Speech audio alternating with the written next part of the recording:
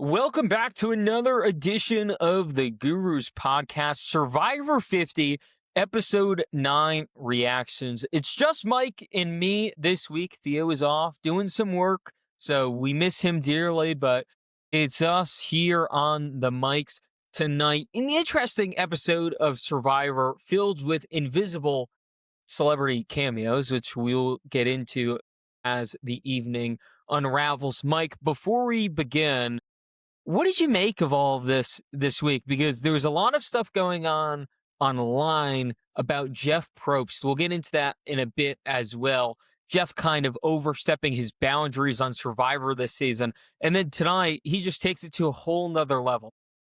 Yeah, tonight we get Jeff as a competitor on Survivor, which again was apparently thought out there by Jimmy Fallon and his poll.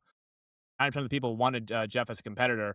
I agree with the overall sentiment of Jeff's trying too hard. Like, we're here to watch the players is overall like what us fans want to see. We love Jeff as a host, but we don't want to see Jeff on our screens a third of the episode. We prefer him a little bit less just to be a host. So I agree with the overall point of, hey, Jeff's inserting himself way too much this season, and really in the new era specifically, he's been inserting himself more. But I thought this episode, it kind of worked for me. I actually liked the concept of Jeff having to just beat one person of the people that they chose. Like, I think if he got to choose himself, he would be like, hey, Emily, I can beat you, or I can beat you, Rizzo, or something like that. But in this element where there's like a side bet, I like gambling, but this is an interesting, new wrinkle to a challenge. Usually with the rice negotiation, it's like, I need for you to sit out of the challenge completely. This wasn't a sit out challenge. It was, hey, just beat Jeff challenge. So I enjoyed that, actually, and I thought Jeff them showing the montage of Jeff just completely dumping on all these challenges, like, what a pathetic attempt of a throwdown. They're showing James, and they're showing Alicia.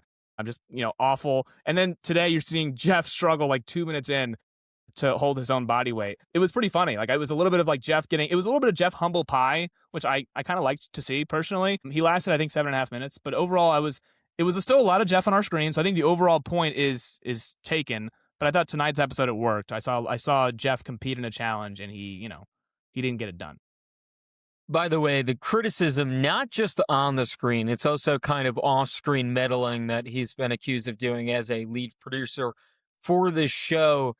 I thought it worked tonight too. And, we'll get into deeper in that as we move along here. We're going to go in order again this week just because it lends itself a little bit better that way. So we get back from Tribal from last week, and Jonathan is just dumping on the Devon's fake idol play, which was pretty common throughout this. Now, granted, not a lot of people know it's a fake idol. Only Flippin, Christian, and Devon's, as far as we know as viewers, understand that it's fake. But a lot of the competitors here just simply thought it was too flashy. It was too animated. I think that's the part they had issues with. Not necessarily that he did it, but kind of the manner he did it, as far as this, like, look at me mentality.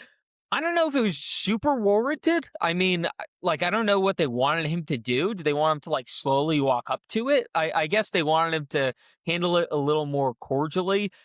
I don't think things like this usually work that way, so I think it's a bit of an unfair criticism.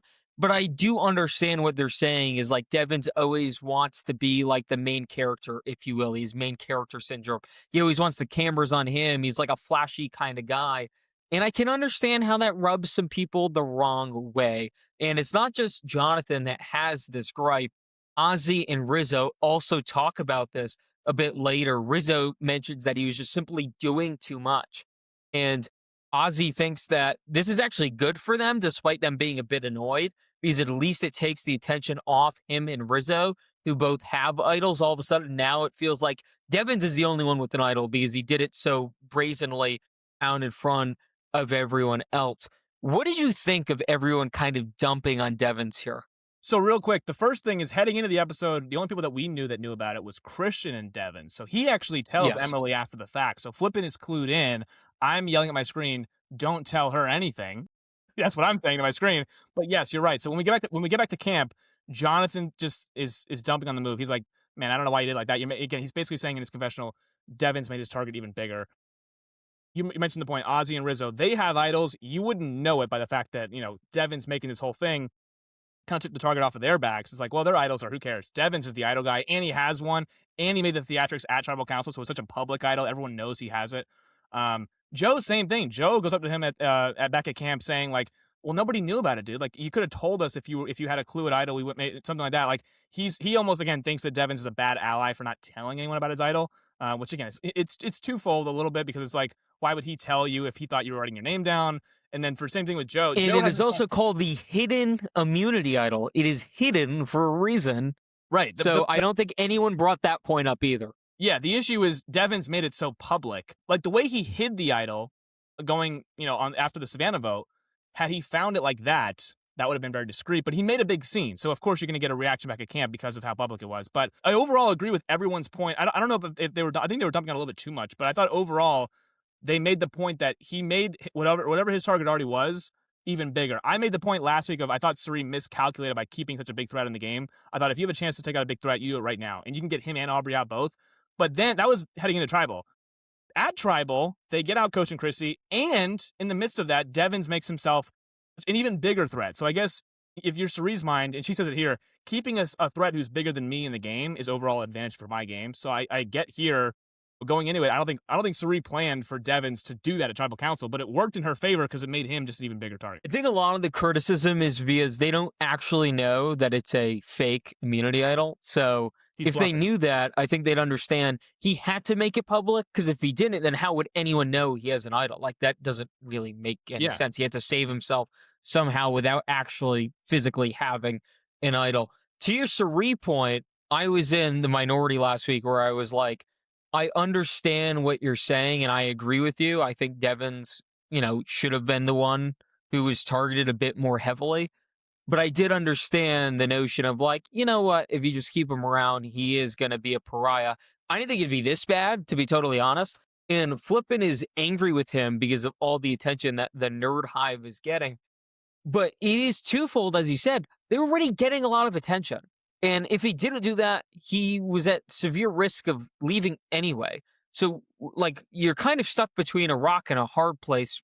Like, what are you supposed to do in this situation? No, so you don't I really think have many outs. Right, I totally agree. Like I think I mentioned it last week, or maybe it's off camera. Like Rick Devins at his core is a chaotic player. So him starting chaos is better than, like you just said, had he not done anything, and then maybe he gets targeted anyways. Because even before the Tribal, remember last week in the first 10 minutes, Ozzy and Jonathan are at the hammock. They're saying, Devins, man, he's becoming a huge target. He's the idol guy. And this is before he even did the whole stunt at Tribal Council. So that's number one. But yeah, Devins is a chaotic player. Like this is going to happen. But also, like you said, it's a fake idol. So Devins now has to go from the theatrics to bluffing the rest of this game. Like he has to bluff this thing actually being real. Because again, if they got a whiff that it's fake, this whole thing blows up anyways. And now he did again. He told Emily, I don't think that's the best. I don't think that's not what I would do personally. But he has to bluff to everybody that this thing is actually real and he's actually going to play it. And he tells Tiff, like, I'm not going home with an idol in my pocket. I'm playing this thing tonight 100%. So, we'll see how he does that going forward, because obviously there's nothing to play. So you can't play whatever this is. It's just a no. It's not actually a fake idol, because there is actually no idol in there. It's not like he created a fake one. He just picked up like the parchment and the paper in there or whatever it was. There's nothing to pull out because there actually is no idol there anyways. So I don't know. Maybe he can create a fake one. Maybe he can find the real one anyways. But right now he has to just play his best poker game and just bluff everybody. I think a issue with this episode that I had from an edit perspective, he kept mentioning how the best way to go about this is to supplement the fake idol with a real one, and then no one's the wiser. But we never see him searching for an idol, which I don't think makes any sense either. You would presume that he would at least have the wherewithal to go check. Perhaps that didn't happen, and that's not why it was in the episode, but he sent it so many times, I have to believe as a viewer that he at least, perused a little bit to go out and try to find it. It's Devins, I feel like, makes the edit or not, I feel like he's always looking for idols. Whether he finds it, I don't know. But Devins, again, enough of the first season where he spent basically the entire time scounging the idol, or looking around the island for the idols. He even planted 2 fake ones correctly. Like he's planting them in different places. Of course, Lauren and Julia finds them. But like in this case, it didn't make the episode, but I would probably bet like 90% he's probably looking for them still. Yeah, and I just wish we got to see that, because again, he's talking about it so much. I thought that would have been fairly entertaining if we got a little Devin's panic idol hunt here, because there was a few filler moments. I think that could have been a bit more of like a storyline arc there. I do want to shift gears, Mike, because your girl Suri, Yeah, our girl Suri, I'm a yeah. big Suri guy as Thank well. you. Yeah. She admits that she's basically in well with everyone, which is kind of what we've been saying for weeks now. She just says it on a public stage here in her confessional. She just runs down everyone left and is like, yeah, I have good relationships with all of these people. And she caps it off by saying, the only ones like I'm kind of iffy with are Aubrey and Tiffany. By the end of this, she's making moves with Tiffany. So Suri is just really in the driver's seat here. It's not anything we don't know. For weeks, we've been saying, like, she is the MVP of this season. She is playing so significantly better than everyone else. But I thought this confessional really highlighted the fact that this isn't competitive right now with who's playing the best game. We've been complaining for a while that for an all-star season, the gameplay blows right now. Like it is just not up to snuff. And we Can't speak. theorized why that might be. Is it perhaps the pressure of being on 50 is too grand? Is it because the season was built as like this celebration and you're so worried about staying on the celebration of Survivor, you're not really thinking straight? Are some of these people simply Production. past their prime? Is it just, the game's gone past them and they can't recapture their past glory? Suri hasn't had any of these problems, and she hasn't played in quite a while. Obviously, she played Australian Survivor, different format, Different different game. game, in my opinion. She's played Trader, she's played Big Brother, she's been in reality game mode.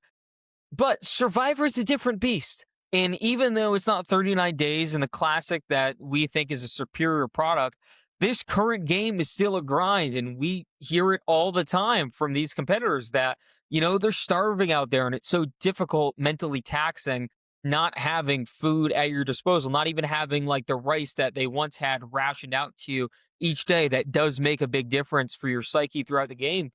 Suri hasn't missed a step. And perhaps this is the best game she's ever played on Survivor. I think there's a legit argument at this point, up until right now, episode 9, that this is her apex mountain. And whether you agree with that or not, you have to admit that right now, what she's doing is just simply unprecedented. It's unbelievable. I think Suri is a timeless player. So again, like you mentioned, hasn't played this actual Survivor since Game Changers 34.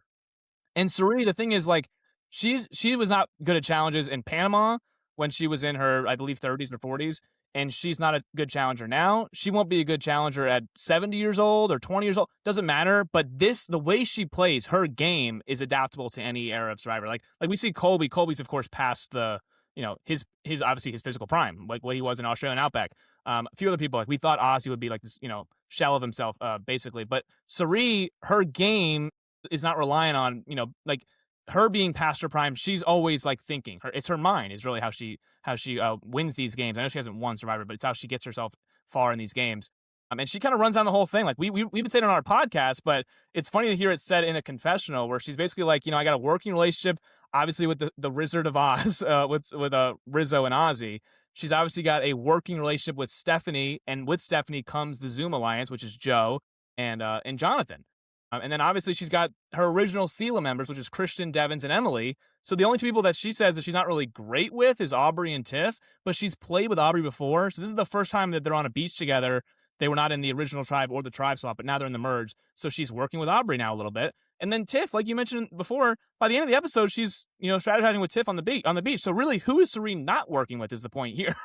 That's sort of the bigger question, because there's more people that she's good with than not good with. So it makes it a little bit difficult if you're good with everybody, but she's so good at adapting herself to any kind of game. She's like a shapeshifter. So I think that it's like sometimes you get yourself in trouble because you're aligning with everybody, but you're aligning with everybody, but she's not making like these handshake agreement deals. Her number one and number two are Rizzo and Ozzy, but everyone else she's good with. Like they can talk game with her. There's no like Suri doesn't shut her door to anybody. She's not that kind of game player where you have to do damage control to Suri. Like it's not really how she operates. So she's playing a masterful game. I would say it's right up there with Micronesia. I thought she was in a better position in Micronesia though, because I thought she was like I don't know. It's tough though, because this season is worse from a gameplay standpoint than Micronesia. So I thought her game. We compare prime. We compare eras in sports. Like Micronesia, there was a few people playing a lot like winning games. I thought Ozzy, before he got voted out, was playing a winning kind of game. Parvati was playing a winning kind of game. She was up there. With this one, it's not like she's competing with people that are like dominating per se. No, again, no disrespect, but like she's kind of running circles around everybody right now. So it's a little bit less stiff competition, maybe. think the difference is her two closest allies in Amanda and Poverty recognize Cerie's danger, I think perhaps more than Rizzo and Ozzy do right now. And those two women understood that they could win any comp, and they really could. Both of them were tremendous comp beasts, especially Poverty. And like, I guess the criticism, my point there is they took her to the final three, and they got bailed out by the fact that Very it was bailed out. a final two. Yeah, they lose, by the way. But I No. do think in that era, we all think Cerie wins. I'd have to go back and read some of the stuff. But in that era, comp wins did mean quite a bit, a lot more than they do now. I'm not 100% sure Cerie wins that at all. Okay. Like, I'm just not. Even though, like, especially from the luxury of being able to rewatch the season, she was dominant. Point period, she was dominant. But the criteria for winners then was different. And I don't think the way Cerie played was necessarily as respected, as revered as fans thought it should have been, and how we've come to think over time from various Survivor seasons. Whereas now, we do have that criteria change. We do have more of a respect for kind of pulling the strings and not necessarily needing to win competitions to get to the end. And I don't think that Ozzy or Rizzo, as of this point, have recognized Cerie's danger. Because again, Amanda and Parv knew the criteria then. They understood what could win, and they were willing to bring Cerie because she didn't have one of the key qualifications, winning comps. Cerie has all the winning qualifications right now, and nor Ozzy or Rizzo have necessarily cared about that quite yet. And I think that part of that has to do with Cerie's brilliance, because she's kind of helping them play the game. She's kind of like grabbing their hands and walking along with them. And because of that, they need her. They're reliant on her. They can't cut bait with her. And by the time they might be willing, one of them could be chopped off and it could simply be too late. Cerie could just wiggle her way to the final three chairs. And then by that point, it's probably game, set, match. I think like if Cerie's in the finals, she's probably Yeah. winning. Look, we said that even if she didn't play the best game, she probably would just win at the end because she's Cerie and it'd be kind 50. of like a lifetime achievement award. Yeah. But what happens when Cerie's at the end and is playing the best game? Like, it just can't even be close at And that it's point. 9-0. So Yes, then it's 9-0. 100%. I think that's kind of why I'm saying that as of right now, 9 episodes in, this is her best run just because of how she's been able to maneuver everything around. Yeah. Again, my only pushback, and I don't want to spend too much time on Micronesia, but I think that you said you don't know if she wins or not. I think it's unequivocally she wins. I think that, of course, Parvati, Amanda got bailed out, but no one wanted as good as Parvati played.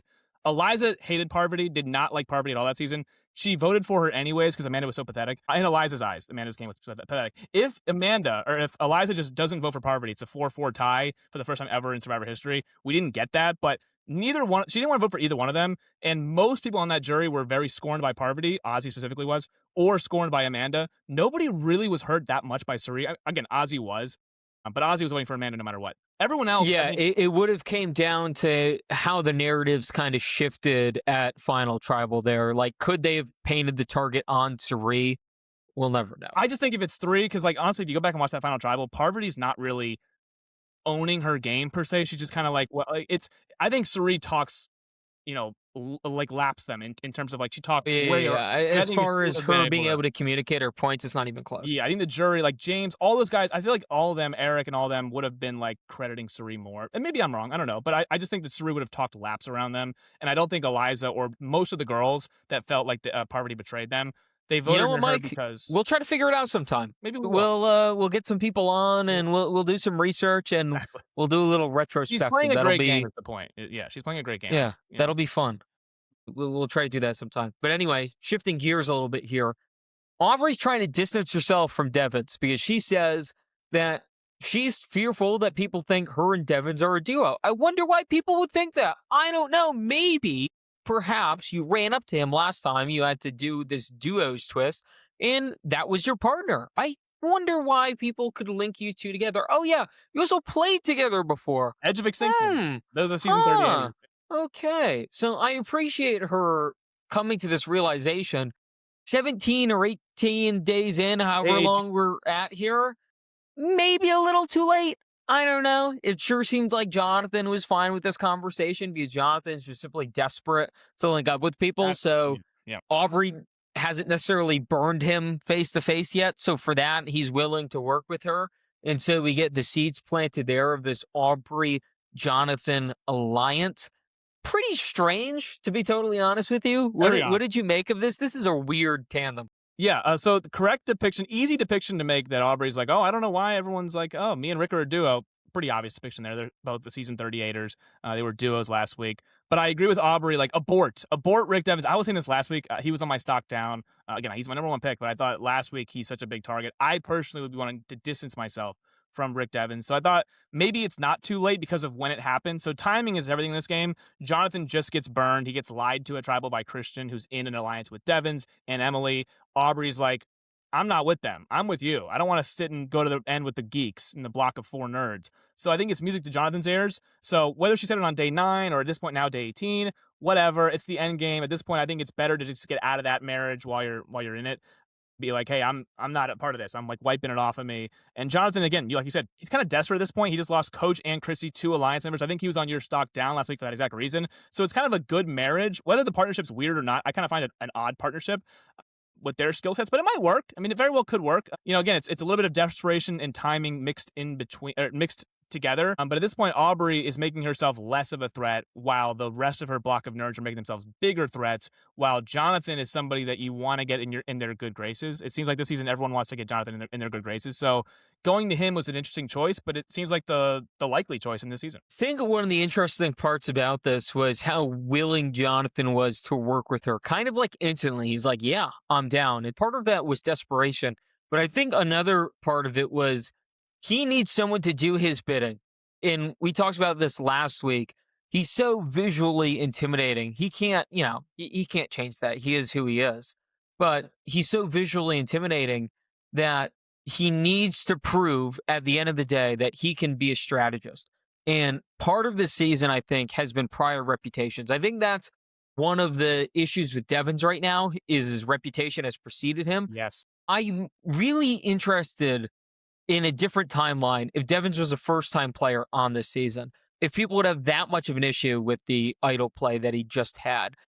I'm gonna be honest, I don't think it'd be as much of a talking Probably point. I not. really don't. No. They'd be like, "Oh, it's a little extra," but I don't think they'd be like genuinely like upset as they were here. I think part of it is because we saw Devins his last go round do so much like this, cause so much chaos. They're like, "Oh, he's doing the Devins thing again. He's being Devins." Jonathan was kind of on the other end of that spectrum where he was good. He was a great physical beast. Like we talk about it all the time, how much we like to just watch him do these challenges. Like it Incredible. is very entertaining. But from a strategy standpoint, he was nothing. Like he was as vanilla as it got. No one really thought much of him as far as like a winning stock per se last go round. Yeah, on 42. So here he's coming in with the fact that he has to almost like overproduce in the strategy department. And so far, he was pivotal in getting Camilla out. He was See? fairly pivotal in getting D out. And regardless if you believe like he helped, bring up the flames on that, that's your prerogative, but he's still taking credit for it. So I guess that's all that matters if he can convince everyone else when it comes time to do that. Right now, he's looking at like Christian and Devins and all of that. And if he can keep ratcheting up, I believe he made a reference to like his belt. If he can keep like getting these little, holes on his belt at the end of the day of all these people he's important in taking out, that can go a long way. So I think that's where Jonathan's coming from here, where he understands where he's lacking and where other people think he's lacking. So he has to almost do more to overcompensate for that, for people to just give him the respect that I think, honestly, right now he's earned this season. I think he had a phenomenal episode. I really do. I thought from a strategy standpoint, we saw this in episode 4 or 5, I believe it was. It was after the Mike White blindside, where Christian just got done lying to somebody at tribal council. Remember, last tribal, he lies to Steph and Jonathan. They're like, you're voting Devins, right? You're voting Devins. He's like, yeah, I'll vote Devins. And obviously he doesn't. He's in an alliance with Devins. I don't know why he would lie right there on the spot, but it is what it is. This is a crowd that you can't really lie to. So it's, again, damage control for Christian. I thought Jonathan plays this really well. It's actually the opposite of how Ozzy did in episode 5. When Jonathan hears that Christian's kind of like auctioning off his, or leveraging off his shot in the dark, which, by the way, as we said, There really isn't any leverage. Like, the shot in the dark is so nothing. But again, Christian's like, hey, it worked once. Can it work again? I'll give you my shot in the dark for an omen of trust. Like, maybe I'll work my way back into your good graces because Jonathan again lost two of his allies, and Christian's like, okay, well, I gotta stick with good with Jonathan. I thought he was sloppy there, and Jonathan does what I thought Ozzy would do in episode 5, and just turn around and vote Christian out with the shot in the dark in his hands at tribal council. So I thought Jonathan, again, thinking a little bit outside the box. We mentioned in the Camilla vote, right? He's sticking with the honor and integrity crowd, but he's not necessarily playing an honor and integrity game. Like, he ends up cutting, he's playing a bit of a cutthroat game. He ends up cutting Camilla's throat. He ends up cutting Christian's throat in this episode, spoiler alert. And then the D thing, whether the bus was going on D's road anyways, he definitely helped steer the bus that way. It might have gone there anyways, but he definitely was like running D over at that point in time, like just shoving her under the bus. It's like, oh, D, you're a liar, D, you're a liar. And whether it, again, maybe she goes on anyways, but he definitely riled it up and it maybe intensified the fire of that D flame. But I thought this episode was a big, big win for him. After losing two pivotal alliance members, he then goes in and thinks strategy in this alliance of people that aren't the most strategic people in the world. Like, again, you have Joe here, you have Ozzy here. He's like, hey guys, Christian's giving me a shot in the dark. He doesn't. You can't vote. I mean, if you play your shot in the dark, you can't vote. So then you're kind of cutting him at the knees here. This is a perfect, like, he's a sitting duck. I think Rizzo mentions it later in the episode, where it was a perfect way to blindside Christian with his shot in the dark that he thinks he's trusting you with. And getting him out. So I thought it was a very savvy episode for Jonathan. Which, by the way, extra layer to that, Mike, that you didn't bring up. He also wanted to lure Devin's idol that he thought was real out as well. Yeah. So I thought it was a pretty good game plan all the way around. I texted you this. It's NBA voting season. You know, I work for the NBA, whatever. And the NBA has an all NBA team. So for those that don't know, that is the 5 best players from this past season. They make the all NBA team. It's a big deal. You get pay raises because of that. It helps Hall of Fame candidacy and all that fun stuff, right? So 5 people make that.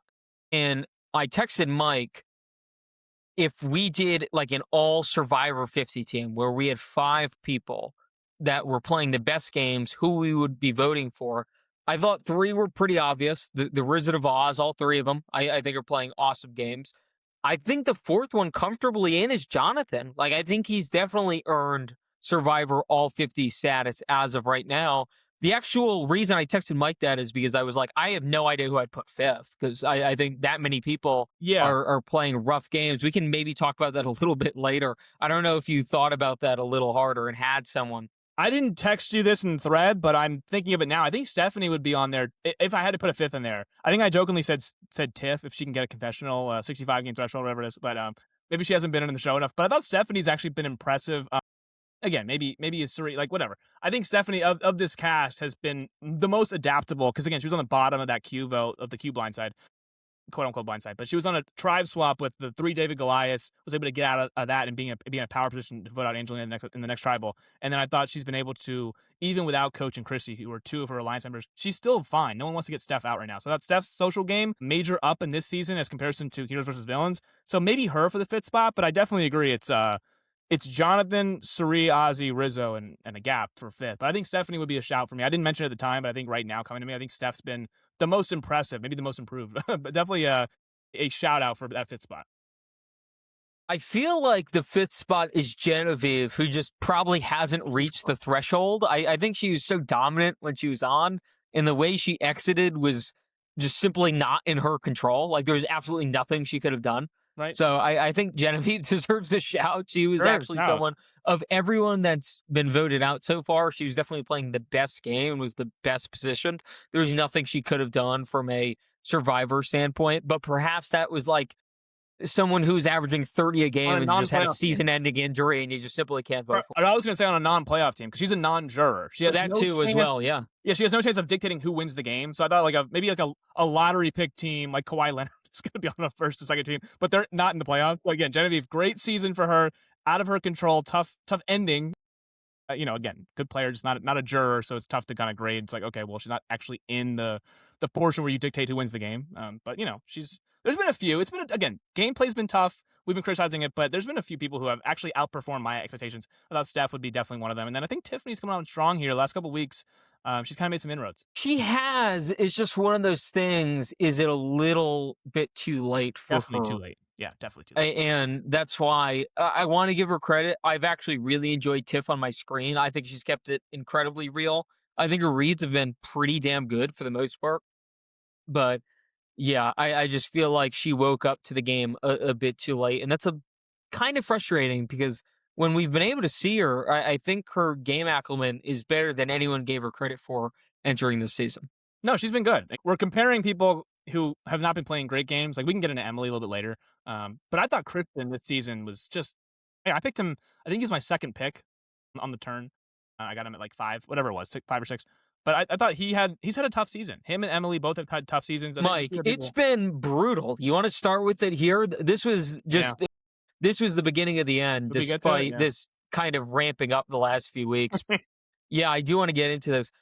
Christian is one of my favorite Survivor players ever. love him. Before 50, anyway. I thought he was so Oh, he's brilliant out. on David versus Goliath, Yeah, and I just really liked him as a person. This season, he was terrible. I can't tell you what he did well, and we're gonna get into it. Here's where it just ramps up another level of how bad this gets. So Christian's feeling the heat. He understands that he has an interaction with Jonathan, Steph, and Joe, where he is just immediately aware that they are not picking up what he's putting down. They're just not into him trying to get back in their good graces. I don't think they did a great job here. I think they were a bit inept with their poker faces. It was a bit much like how icy they were towards him, especially if he stayed around. You want him to at least think perhaps he has a chance to work with you guys. Maybe he'll tell you some info. But yeah, they were just like stone cold, like, we're not telling you anything. So therefore, Christian starts to panic a bit. He understands that he has to do something. So, Mike, his big idea is to go to Cherie and say, hold on. I've heard I'm the middle, which, by the way, like, didn't make any sense. He's not the middle. We know this. You know who actually is the middle? Ozzy. Oscar. Which, by the way, I said this last week It was because he is the middle, and Yeah, so is Cherie. But anyway, so I felt vindicated a and bit. so is Rizzo, by the way, because Rizzo also said last week, "I want to be in the middle," and I was like, "You are in the middle, kind of." Like, Yeah. you are. They're all in the middle. And Ozzy, instead of saying, like, I want to work with you guys are the middle, I want to be a part of this, he just thinks that the Suri Ozzy thing is fake gold. He doesn't think it's real because he tells Suri he wants Jonathan and Ozzy out. Has Christian been on the beach? Has he seen Ozzy and Suri talking to each other? Didn't they start the season He was on together and OG everyone Fila. understood Yes. that Suri was sticking her neck out far too much for Ozzy? Everyone clocked to that And vice pretty. versa. On episode 1, Ozzy's taking his neck out for Sarib. Like, well, in episode 1, he's on OGC. Like, you thought he knows it. Remember in episode 1, you were like, it's too obvious, Ozzy and Sarib. Apparently, it wasn't obvious at all for Kristen. Mike, and then after that, Flippin starts to try to get Ozzy out, and then Therese sticks her neck out for him. So they've both done it to each other. You're 100% correct. We've seen both sides of this. Did they forget? Where they're kind of like, giving each other all that they can to survive. And yeah, and I made this joke last week. Like, is it just too much going on, Survivor 50? Are they just forgetting They things? forgot everything. This is unbelievable. Like, I couldn't believe this. I truly was gobsmacked watching this in real time that he thought this could work because it's not just the fact, like, I understand in a sense. He could have thought that the Suri Ozzy thing was a front Cordial. initially. They Yeah. were early, like, allies, and it was mutually beneficial, both from like the same era, Yes. and they know each other. They played with each other numerous times, and perhaps they were just a means to an end for each other. And Suri would flip on Ozzy like she has tried When to the do time- twice before. Yeah, when the time arrives, yeah. I get all of that. I do. The problem is you have no basis for that, and you're already in deep shit.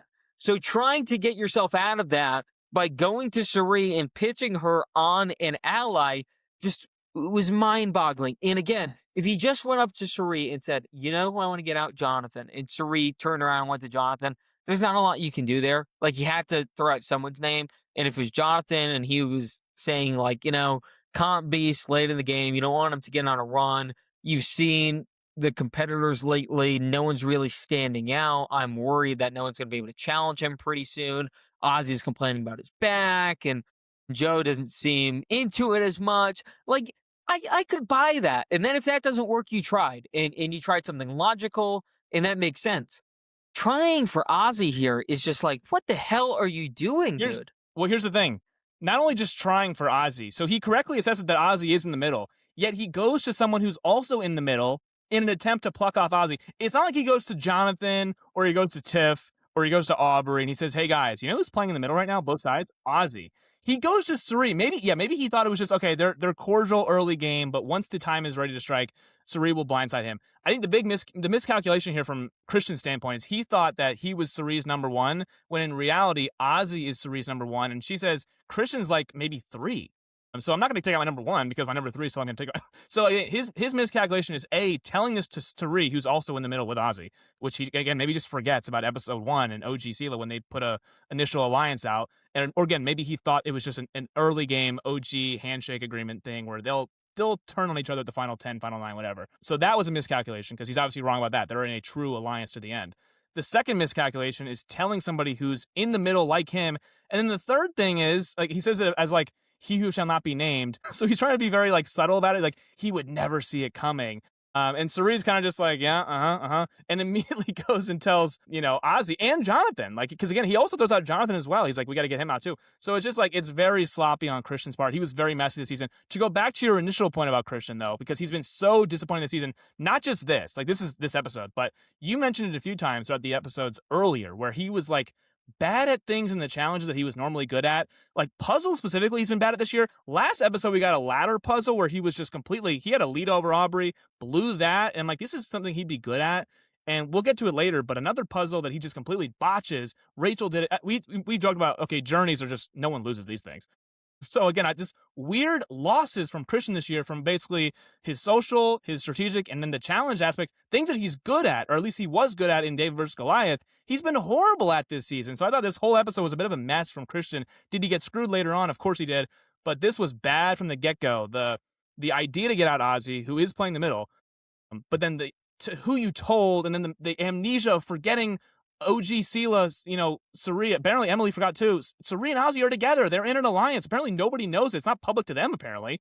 And then again, I thought, it was just sloppy all around. I want to point out this one quick thing here. What you mentioned of them being icy cold, the Joe, Jonathan, and Steph. My mom mentioned about how they're like the mob bosses here, like the three mobs on the beach, and then Christian's kind of just like asking for forgiveness here. I wrote down awkward in all caps because it was so like you said, it was icy cold from their perspective. They were like kind of like had nothing to do with him after he lied to them at tribal council, and the way he went about it was very, very sloppy too. He thought he could run back the shot in the dark gimmick, and then he thought he could turn on Ozzy, who wasn't on the beach like Joe, Jonathan, Steph were, but he just thought that Ozzy was playing the middle game, which it's just you don't go and tell Suri that, who was obviously Ozzy's number one. That was big no, and I thought at that point he's in big trouble. It was very Sopranos-esque, where he was just tails between his legs, like trying his best, and no mas. And another thing I've talked about for weeks now, which I think finally crescendoed here, Mike. I feel like I was the first one to bring this up of anyone I've seen across everywhere. So I do want to round of applause for myself here real The fast. edit was making it like that, right? Wasn't it like they were showing him losing these challenges? In the early portion, I think you pointed out, it was like the edits showing it Yeah. was like, yeah, it was like he's just gonna fail eventually at something, and this was not on my radar at all because journeys are. Also, another thing too, to add on to that, which has nothing to do with challenges, but I thought was also an issue here, subtly though, under the radar. Do you remember we've been complaining about how he's talking to people? How his first go round, he was so brilliant at kind of, I wouldn't say dumbing himself down. I think that gets misconstrued because that's not what he was doing. He was simply talking to people the way they wanted to be talked to. He was like a brilliant communicator. And that is something that, Christian's far smarter than me, but it's something we talked about in journalism class. Like, and it's as simple as this. If you're writing something for a school paper, it's going to be different than how you write something for your mother or how you write to your best friend or on a job interview. All those things require different skills of language. And it's not really like, there's not a book for it. Like, there's suggestions. Like when you write a school paper, it should be a certain format, all of that stuff. But there's some things that you have to kind of figure out on your own. Like, does this work here? Does this work there? And Christian was brilliant on that on David versus Goliath. And I always bring up the Rotacho Alliance. The fact that he was able to get in John Morrison, a professional wrestler of over 20 years, his good graces, is crazy. You would never think that a science professor and a pro wrestler would be able to mingle as well as they did and have such a great bond. And that was a credit to Christian being super likable. And I'm not saying he isn't now, I think he still is. But I think for some reason, part of that was lost on this season. And I don't know if, that leaks out beyond the game. I don't think it does. So I think part of this has to do with him trying to approach this a little bit more analytical because how he got burned last go round because he got a little bit too close to Gabby and he was stabbed in the back. So I'd be curious in Exit Press tomorrow to hear about that if that was part of his strategy here. But this super like paint by numbers, I'm going to do this here, this there, and almost this robot brain. A lot of people compared him to a robot. Yeah. I don't think that's a mistake either. That idea of how to play, I think really cost him because I think if he was a little bit more personable the same time he was last go round, I think he could have at least survived this, maybe another before he would have really had to start ramping it up and playing a bit harder. But I think the lack of like personal connection he had with so many people made him kind of an easy target just because it's like, why would we stick our neck out for you here when we're struggling to just talk to you? Yeah, no, I think there's no handbook to how to play Survivor. It's one of the things you kind of have to figure out on your own. And he did such a good job of that in Dave vs. Goliath. I almost felt like this one, he was just straight robot, straight analytical mode, and he wasn't talking to people the same way he did with Dan and with John Morrison and with Gabby, like on that same beach together, where he's got and Mike White, same thing. He's with so many different people and different backgrounds. He's able to kind of still be himself, but be more personal, be more social, be the way that they want someone to talk to. Like he's approachable. Like the thing with Dan and John Morrison, he was like one of the bros. Like he could be in the bar and chugging some beers, still being himself. By the way, it doesn't come off as like cringe or anything. This one, I don't know. Something about this season, I can't like quite put my finger on it. I think, and we'll get into it. I think him attaching himself to Emily really hurt his game from a strategic standpoint. From a social standpoint, something wasn't there. It just wasn't. Yeah, it wasn't the same as Dave vs. Goliath. Maybe that's because that was a newbie season. This is a returning season. He's seen everyone else's games here too. Whereas going into that season, he had no idea who all those people were. So maybe that's an element of it too. On a returning, it's a little bit tougher to run back that same great social. Not everyone's Suri. Not everyone's the best social player in the history of this game, but it just wasn't there. And again, the challenges we've harped on it before, where he's just had these like dejected looks at the end of challenges, where CeeLo lost like 3 straight immunities, then they tribe swapped, and then the Vatu loses 3 straight immunities, where they were just a nightmare in the first 5-6 episodes of the season. And a large part of it was he's on the last portion of the challenge, and he just kind of blows it. And in this whole season, it's been a little bit of strategic miscalculations with, I think, the Mike White thing. He didn't go about it the best way. And you saw the fallout. The following episode, he almost goes home if it's not for Angelina just being kind of low hanging fruit. And then the social butterfly, he wasn't a social butterfly this season. No one really was buying what he was selling. Even Ozzy, despite the leverage of the shot in the dark, never really fully trusted Christian again, I don't think. And in this episode, you see the same thing. Joe, Jonathan, and Steph are like not into the Christian forgiveness tactic at all. Suri is not buying, what Christian's selling her either, and Christian was supposedly tight with Suri.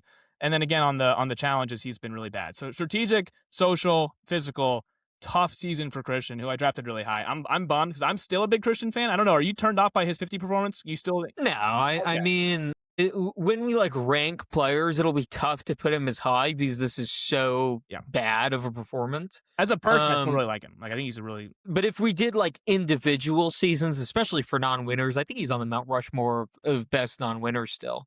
He's good. He's a good player. It just was a tough season. Sometimes it happens where you return and you have a tougher showing. He goes out here final 10 or final 11, and he's blindsided, and he has to write his own name down. It was a bad. Mike, last point on this for now. I think it's interesting that every time, this was a multiple episode arc, every time he would either try to, scheme with other people or do the forgiveness thing, whatever it might be, it seems like everyone mentioned like, he's a robot, he's doing this as part of a strategy. No one ever thought it was genuine, even for a second, which is that reputation preceding him? I don't really think so. I'm not totally sure. It was tough to tell. I do find it interesting. It was so many different types of people throughout the length of this season so far that made that exact same.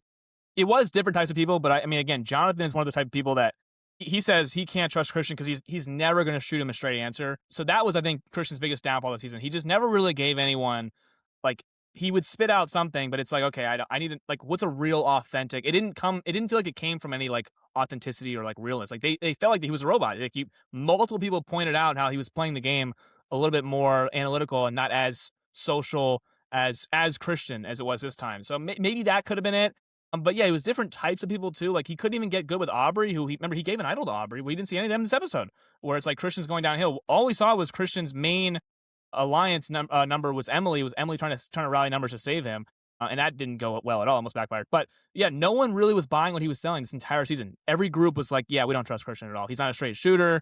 He's not giving us like even like to the point of like I guess he had Devins, but that was almost like he's falling on the Devins boat and the Emily boat, which we were talking about pre-merge. We were saying, is he going to go down this Emily ship that no one trusts anyways, and then maybe vice versa, they won't trust him as a as a kind of your partner, what you kind of view them as like a partner, and they're like, okay, well, she's not trustworthy, and neither is he. And then Devins is the idol guy with the big threat, and you're also aligned with him. We remember Coach 2 episodes ago was like, we don't want Christian involved in the plan. They were so like anti-Christian even knowing things because like they didn't trust him to even apparently keep his mouth shut.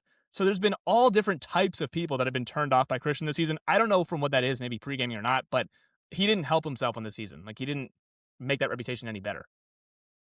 No, and I understand, like, especially when you go on one of these shows with a real life friend like Kristen and Devins are, it's tough not to play with them. But I do think it was a little bit over the top how Obvious. blatantly public it all was, as with adding Flippin into the fold.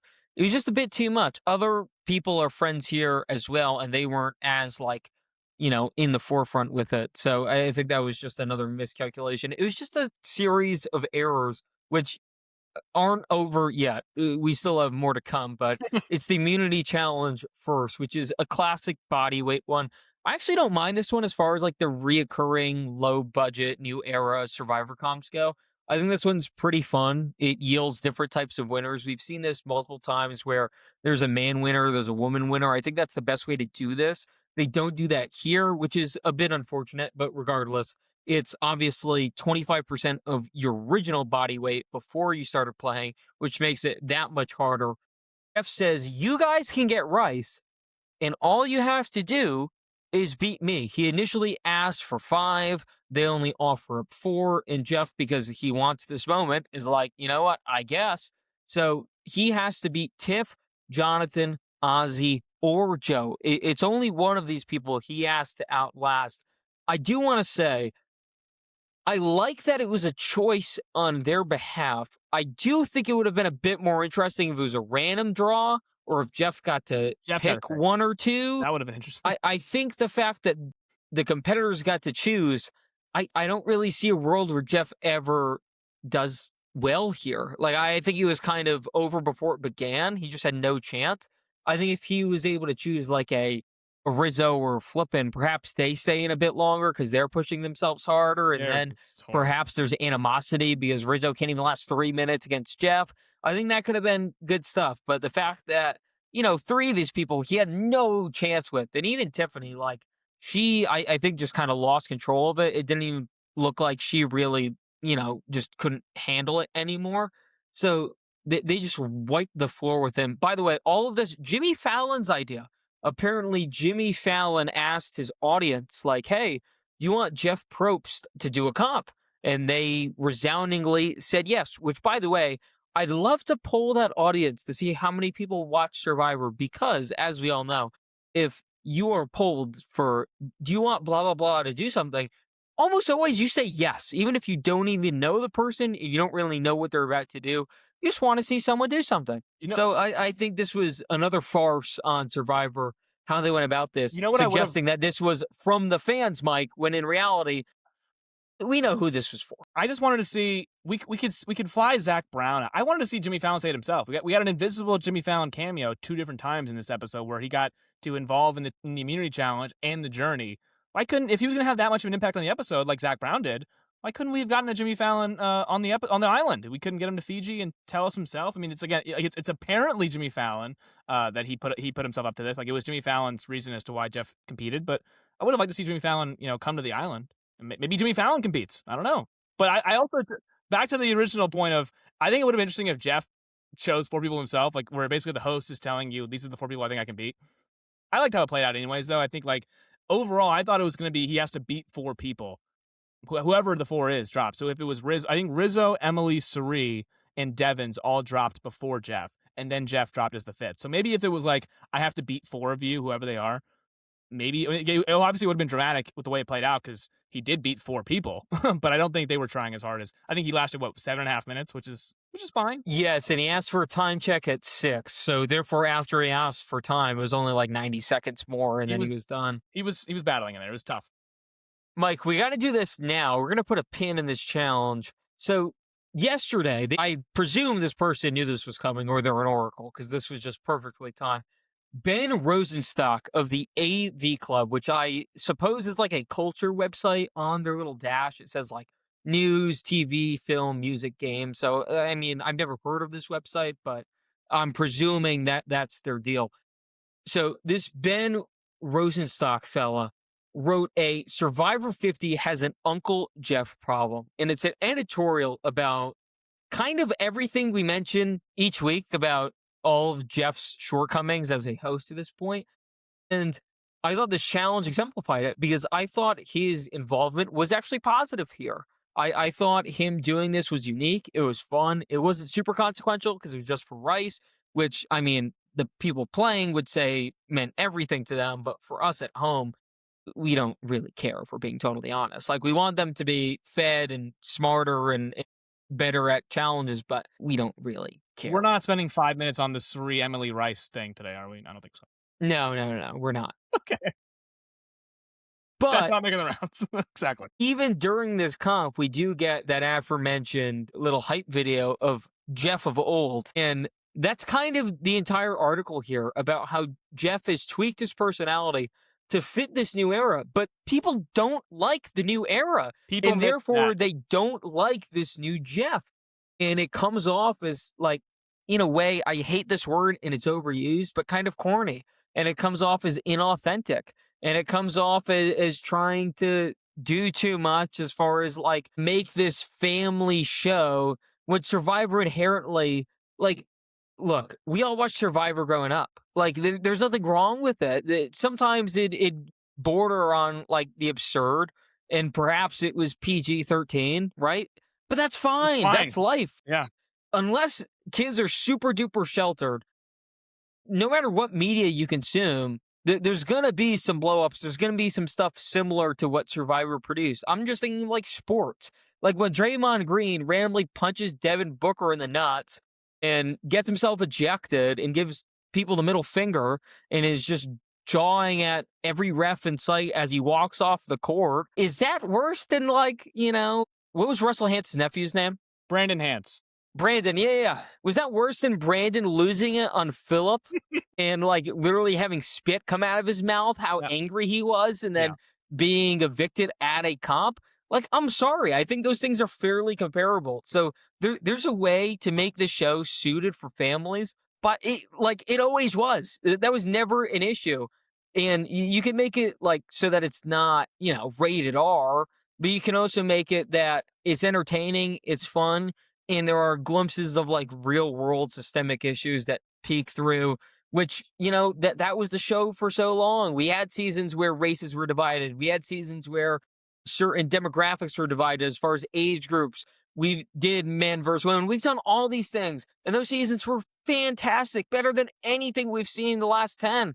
So you can do the family show but make it so that it's not like PBS Sprout for 2-year-olds at the same time. Well, That's the problem. that's the thing. I started watching Survivor at I think 9, and to me, it always felt like a PG-13 show. I was never too Yeah. young to watch Survivor, and I don't think it ever really maybe a couple times where it kind of crossed where we got that line where we got a Jeff Varner tribal, we got Dan in season 39, we got a couple where it maybe bordered Mike, on. can I cut you off real fast? Yeah. We're Big Brother fans. I think Big Brother pushes that line way more than Survivor ever has. Yes. Ever.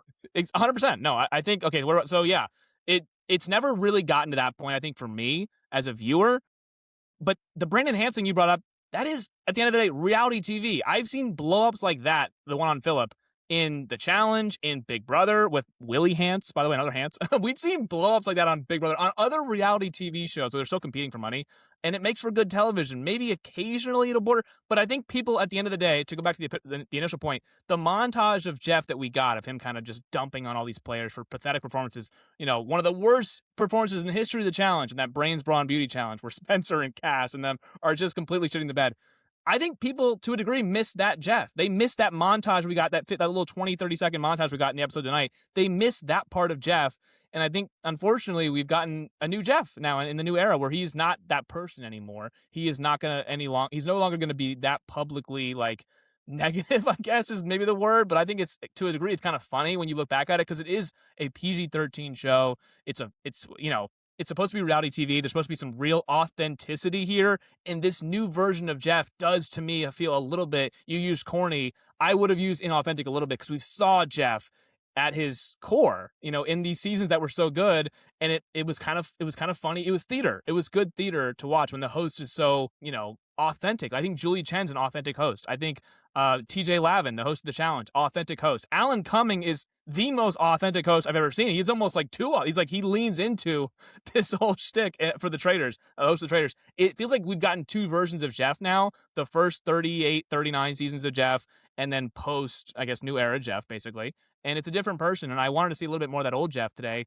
I think it did work for this episode. He was in it a lot, but it wasn't that inauthentic Jeff self where he's playing a character. Remember 2 episodes ago, me, you, and Theo were like, he's doing the brown, he's doing when he explains a reward, that is Jeff playing a character. Today, I don't think he played a character. I think he was a part of the episode a lot, but he was also like trying to win. Like, I think he was actually trying to beat some people in this challenge. Yeah. So you got an actual real version of Jeff as a competitor, not necessarily as a host, but it was a pretty good, like, I got a unique version of Jeff. I think you said unique in our text thread where it's like, this is different. This is not what I've gotten for the last 9 seasons of slop of this character that Jeff's playing now. It was a different version. It was unique and I liked it. So we have to acknowledge most people, I'm just saying most, not all, most, soften up the older they get. They have like kids, for example, maybe grandkids, whatever the case may be. They start reflecting on their life. I think it's the 50s is the Reflection era. decade of reflection, right? Colby said it, yeah. So yes, he did. Yeah, great point. Great point. So I get that. I do. So there is a world where this is just Jeff in his regular life, and I can acknowledge that. But as this article from Rosenstock points out, there's just other things that I just would like to think aren't actually Jeff Probst, where like he spends a minute and a half loving the Applebee's menu. How often do you think Jeff eats at Applebee's? Not enough to do that. No, I think he's marking it up. Yeah, he's definitely playing it up. Yeah, and it's 90 seconds where it's just nonsense. And back in the day, the only things we get from Jeff, we'd get a brief rundown of the challenge. Maybe sometimes he would like poke a question or two before the comp started. He's always done that. And then tribal, usually some of the questions would be geared towards the people going home. I think early seasons, the tribal questions were a bit too general. I think there was a period in the 20s, he really mastered the kind of questions he was supposed to ask at tribal. Yeah, and it expanded quite a bit. I think even that now, it gets a bit too comedic where he's like, what did you think of the Applebee's this time and all that? He's looking for metaphors at tribal now a little bit too much. I'm like, okay, yeah. Yeah, everything has kind of become a gimmick. He has become a caricature of himself. It's including in this article here where part of that is this desire to make us think that we're a part of the show. We're not. We're not a part of the show. If you wanted to do that, if you really wanted to make us part of the show, that'd be awesome. I don't even necessarily need or want that. What I want is for you, Jeff, to listen to what the community wants and then act upon that. That doesn't mean like we have to dictate every single thing of a season down to like, do they have rice or not? Is it 39 days? Is it 26 days? We don't need to do all of that, but we can go back to maybe moving locations. We can go back to maybe making more unique challenges because a lot of these comps now are just super recycled. We're not getting anything new. We don't have physical comps anymore. I think a lot of people would like that back. That usually spurned a lot of great intrigue and a lot of arguing afterwards, or at least during the comps. That's just off the top of my head. That stuff, if there was a gradual effort to increase that, also better diversity casting, where we can have people of different colors, religions, races from different parts of the country, but with different ideas. So therefore, it's a bit more chaotic and not everyone's agreeing with each other all the time and worried about looking great on TV. We want actual authentic people that aren't necessarily scared to stab each other in the back or work with someone they've never worked with before. Things of that nature. If they started doing that and got back to kind of the good old days, but maybe a new version of that, we'd be totally fine. We don't care what the tribe buff color is. That's not important to us. So don't lie to our faces that we have some chance in this where you're saying like 63% of fans voted for blah, blah, blah. No, they didn't. It was super general. And you wanted the fans to vote for something open ended. So therefore, you, Jeff, and the producing team can make it to your liking, but then throw it in our face when we complain. Therefore, you can just say, well, you voted for it. We all know that's a farce. It's not real. It's a figment of your imagination that you were trying to brainwash everyone with being told as fact. That's what pisses me off. And I think that's what the article did a great job of exploring. So shout out to Ben Rosenstock. Any final thoughts on Jeff? I would say, again, you hit on a few of them. I would say decrease the journeys. I'd say decrease the lose a vote, extra vote. And now I'm having a Venn diagram of, okay, who's got to block a vote, who's got to steal a vote, who's got an extra vote, who's got to lose a vote. It's so hard to follow. I would say decrease that. I said, to your point, we joked a couple weeks ago of like, remember Shane Powers on Panama, where it's like, do we have any of Yeah. those people anymore? Like, we're not really casting those people. Just cast like an obscure person and then find the complete total opposite and then throw them on an island. Because again, Survivor at its core is a social experiment. And I would even say to the point of like, stop casting so many. We talk about this in Big Brother too. So many like super fans of the show where it's like anytime they complete a journey, they're like, oh my gosh, I've dreamed about this my whole life. It means so much to me. I'd rather have almost like the opposite at this point in time, or at least a little bit more of the opposite, where it's like it's not necessarily like a life experience, a life goal per se. And maybe we get a bit of a different, you know, type of season if we get a little bit more diversity in. There's a few people like that. There's also a few people who are not like, we did not start Survivor on season 13 or 14, whatever it was, where it's like, hey, do we have any super fans of Survivor that want to, it's like a life goal? Of course there's people like that are cast on the show for sure, but there's also some recruits. There's also some people that are just like, Hayden initially got on Survivor, but then it was like Big Brother as well. Like he was indifferent on which show he wanted to go on. Mike, can I make a distinction here? I think it's important because we are lifelong fans, right? Like, I'm telling you right now, I'd probably tear up if I won an immunity necklace and found an immunity idol. It'd mean a lot to me, and I would say that in the moment. I'm not saying But not at to the end of the cast you. day, I'm not saying not to hold cast on, you. hold on. At the end of the day, I'd still play my ass off, and I'd want to beat everyone and win. And I think a good example of that is Cochran's 2 games, where they're almost like 2 different casting decisions. Where the first time Cochran comes on, he is like the nerdy super fan who just wants to be there. He's just happy to be playing with people who've played before. And he's kind of like a deer in the headlights because this is all he's ever wanted to do. Cochran, the second time he goes on, he's still that person at his core. He's still emotional when he achieves things in Survivor and hits these certain benchmarks that would even move someone like me or you. But he was still playing the game the entire time and wanted to win. You can find people like that second Cochran, or like how I think we would try to handle things, where we are managing both being a fan, but also doing everything we possibly could to win. And that is what means, I think, more than anything. We need people who, like, all they want to do is win the $1 million. And I think that sounds crazy to some listening to this, but I promise you that is not everyone's goal in Survivor anymore. There are people's goals just want to go far or just want a good edit and some TV time. There are not enough people who just desperately want to win at all costs. So you can get super fans, but they have to want to win at all costs, like Cochran did the second time around. To me, that's like the peak example, just because, like, I think he said his college thesis was on Survivor. Like, that's next level stuff of being a fan. So the fact that he was able to manage being that level of a super fan, watching every single episode, and then also like turning into the cerebral player he was the second time and eventually winning, that's what we need more of. Yeah, I'm not saying not to cast you or me or any super fan of Survivor. I'm not making that point at all. I'm just saying when because all the new era seasons to a degree have felt like one shade of color, and it's like we have confessionals of someone breaking down in tears because this is what it meant. The game meant so much to them growing up on the couch. It's Mike, like, okay, you that's always fine. say the numbers blend together, and it's not just because there's no themes. You're right. You kind of forget the thing is where. Initially, I think they wanted to make it a relatable thing where it's like, okay, this person's a super fan. They created a life. But when all the seasons are now like that, it's less of like, oh my God, it's just such a relatable feeling. Like, oh my God, I'm going to be on Survivor one day. I'm going to feel the same way. And I'm going to again preach to the crowd of people like, get on the show and you're going to create your dream. I don't really necessarily want that with Survivor. Oh my God, I just accomplished a lifelong dream. Again, I'm not bashing anyone for crying in a confessional when they accomplish something big on Survivor. You said you do it yourself. That's totally fine. I'm not even advocating for that to not be a thing. Like, it's totally cool. But when every season is like 5 or 6 people or like half the cast necessarily is breaking down in tears because of how much this means to them, I kind of want to go back to the guys who, again, Shane Powers was just like bitching the whole time he was out there. He was trying to win the game, but he was not necessarily like, this is like, oh, what a dream come true it is. Like, sometimes this does suck. You are on an island without food for, at the time, 39 days. Now we're at 26 days. At times, Survivor does suck, and I want them to lean into a little bit more of like, hey, man, this sucks. We're playing a game.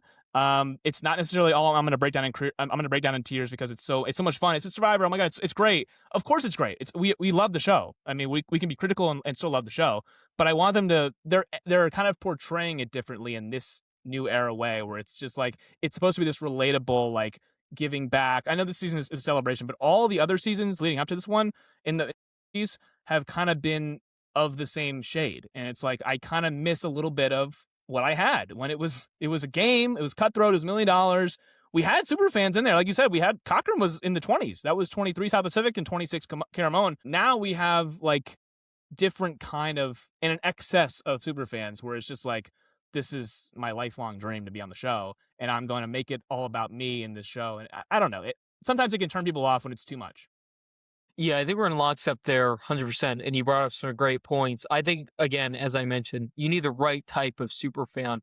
But also, as you brought up, you can't have too many. Even if it's the right kind of super fan, you just can't have too many Diversity because of you cast. need the balance. And by the way, there's a difference between a super fan, people like us who do a Survivor podcast every week, and a super fan who like also just watches every episode and consumes it online.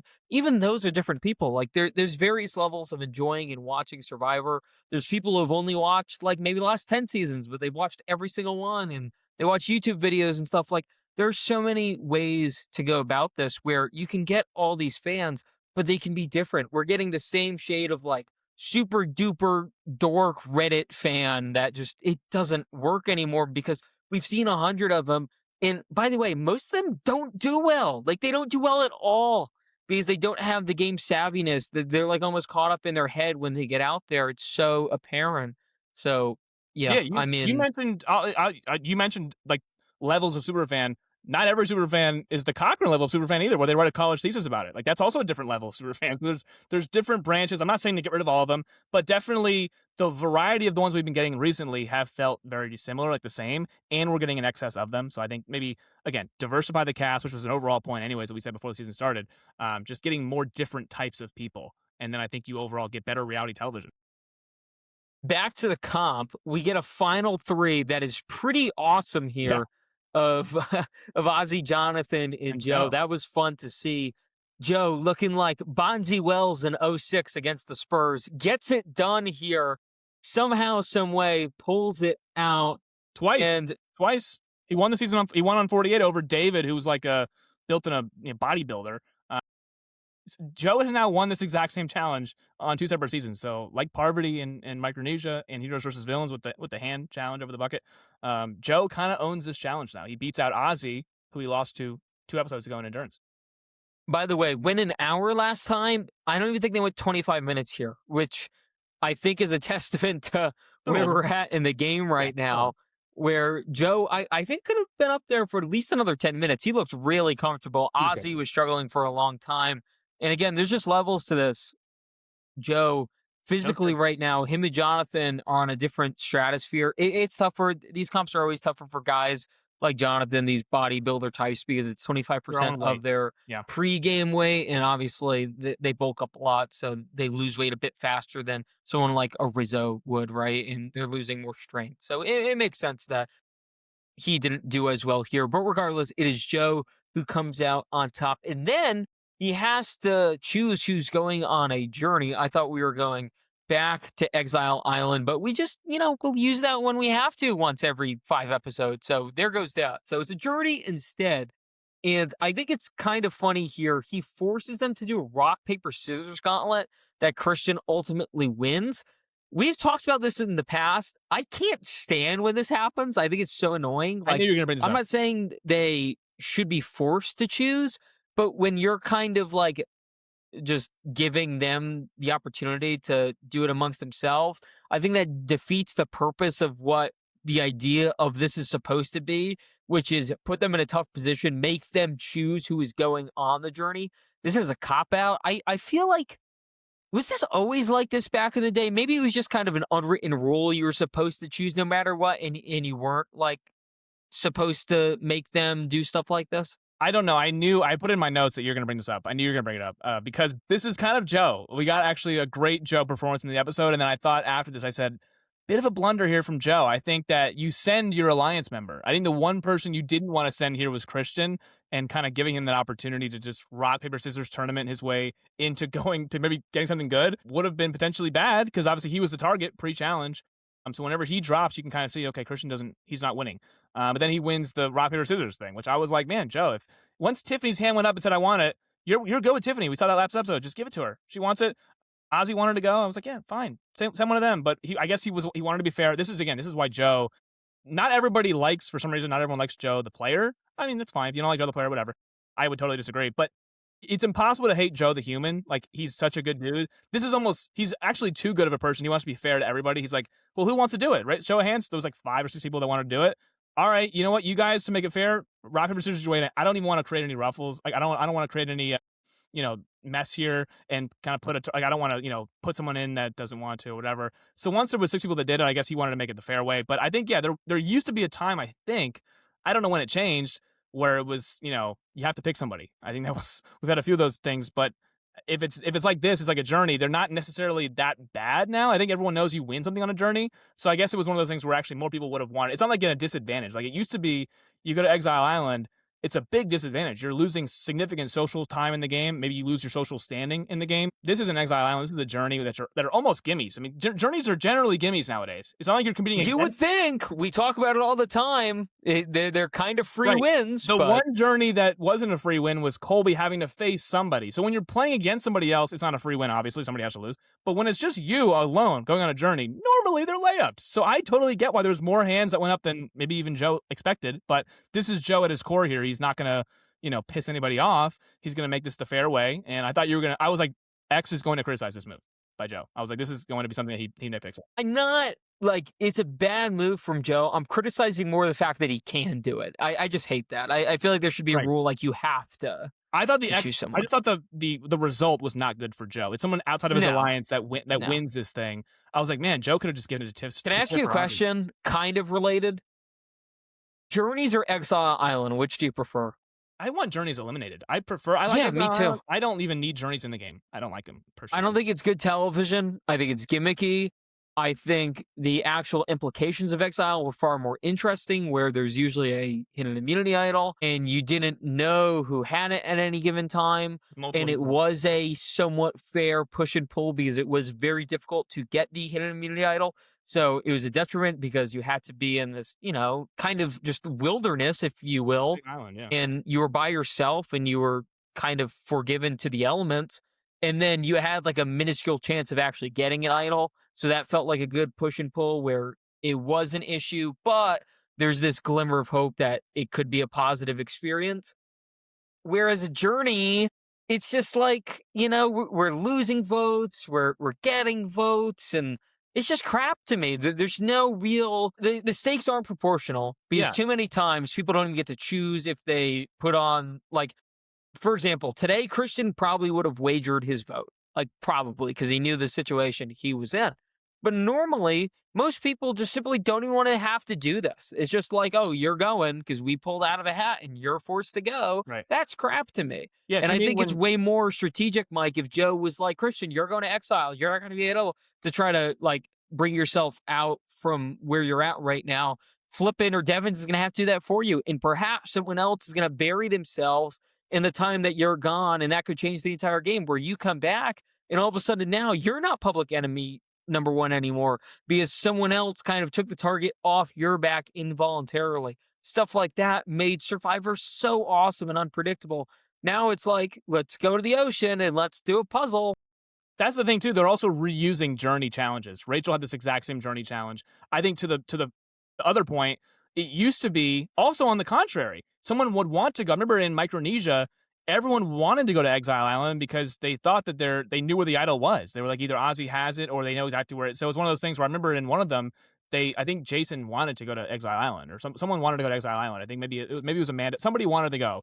And in this case, if it was like this, where journeys are almost like they're going to get something, whereas Exile Island maybe you want to send somebody to prevent someone from going to Exile Island. So maybe in this case, Ozzy or Joe could have chosen anyone besides Christian, who was the obvious target here, so that he doesn't get anything. You don't want him to win anything and mess up any plans. So you could have had that element to it too, where it's like you're genuinely choosing someone for a strategic reason. Obviously Joe didn't do that here, but even then, like, journeys aren't optional. Really, like, somebody has to go on a journey. They come up on a boat and they say, "Hey, you're going on a journey. One person from each tribe, whatever it is." So, but this time when they're merged, I guess you just got to choose somebody. But it's not an optional choice. Like, somebody's going no matter what. Just depends on who it is. With Exile Island, sometimes it's just like, if you didn't want to go, you didn't have to go. Like, you genuinely. But again, in other seasons too, you had actual strategy elements to it where someone could choose you to go and you actually want to, and it's used as almost like a. By the way, I think one of the best examples of pre-merge gameplay was Exile Island. I think of I don't know what they called it. Maybe it was just Exile on Token Chains, where because it wasn't an island, it was like a big sand dune sort of thing, and like Taj made that a part of her gameplay, and that was really interesting. The fact that she wanted to keep going back and establish relationships on Exile. And then eventually, I think there was an idle element to that as well. I Yes. can't remember. It's been a while. But by the end of it, remember, I think they all had to go once, or not. They didn't have to all go once. It wasn't like it was a rule. But at the end of the thing, I think it was Final Five, and Coach was the only one who had never gone to Exile. So they were like, "Hey, Coach, just to make it fair, you got to go to Exile." And as a result, we got one of the best episodes in the history of Survivor, whereas Coach on Exile Island. So even in that, where it's like, it's okay. It's one of these things where it's like, okay, who hasn't gone yet? Because it's a little bit like a rock draw, I guess. But in that season, I think everyone that was still left had gone. So even then, that's a better element than, hey, it's a journey. Let's use this reuse challenge that we had 3 seasons ago, and you'll either win an extra vote, which I guess this would have been you're casting a vote in the urn before tribal. It's just an extra vote, but it's a different element, I get. And then the disadvantage was, boy, we can get into that. By the way, what a stupid idea from Jimmy Fallon. I was kind of annoyed with like mythical Jimmy Fallon here. This is not like that much of an advantage. This is just an extra vote. A lot of times people don't even know you have an extra vote to begin with. So like, what's the real difference here? No. So it's not a big enough advantage for what the disadvantage is. So I always say the win-loss trade-off here. The loss in this was, I did not have this on my bingo card at all. I was like, okay, maybe he'll lose a vote. Maybe he'll have to, I don't know. Next 2 tribals, I had no idea. I didn't go in knowing what this would have been. And then when he had to read that out, if you lose the challenge, because again, we say losing journeys are not very common, obviously, but when you win, it's very staple. Block a vote, you get a steal a vote, you get an extra vote, you get some kind of advantage that's kind of like not OP in a sense. But the loss, this is one of the worst disadvantages I've ever seen on Survivor. We jumped the shark here. This was jumping the shark. This was too much.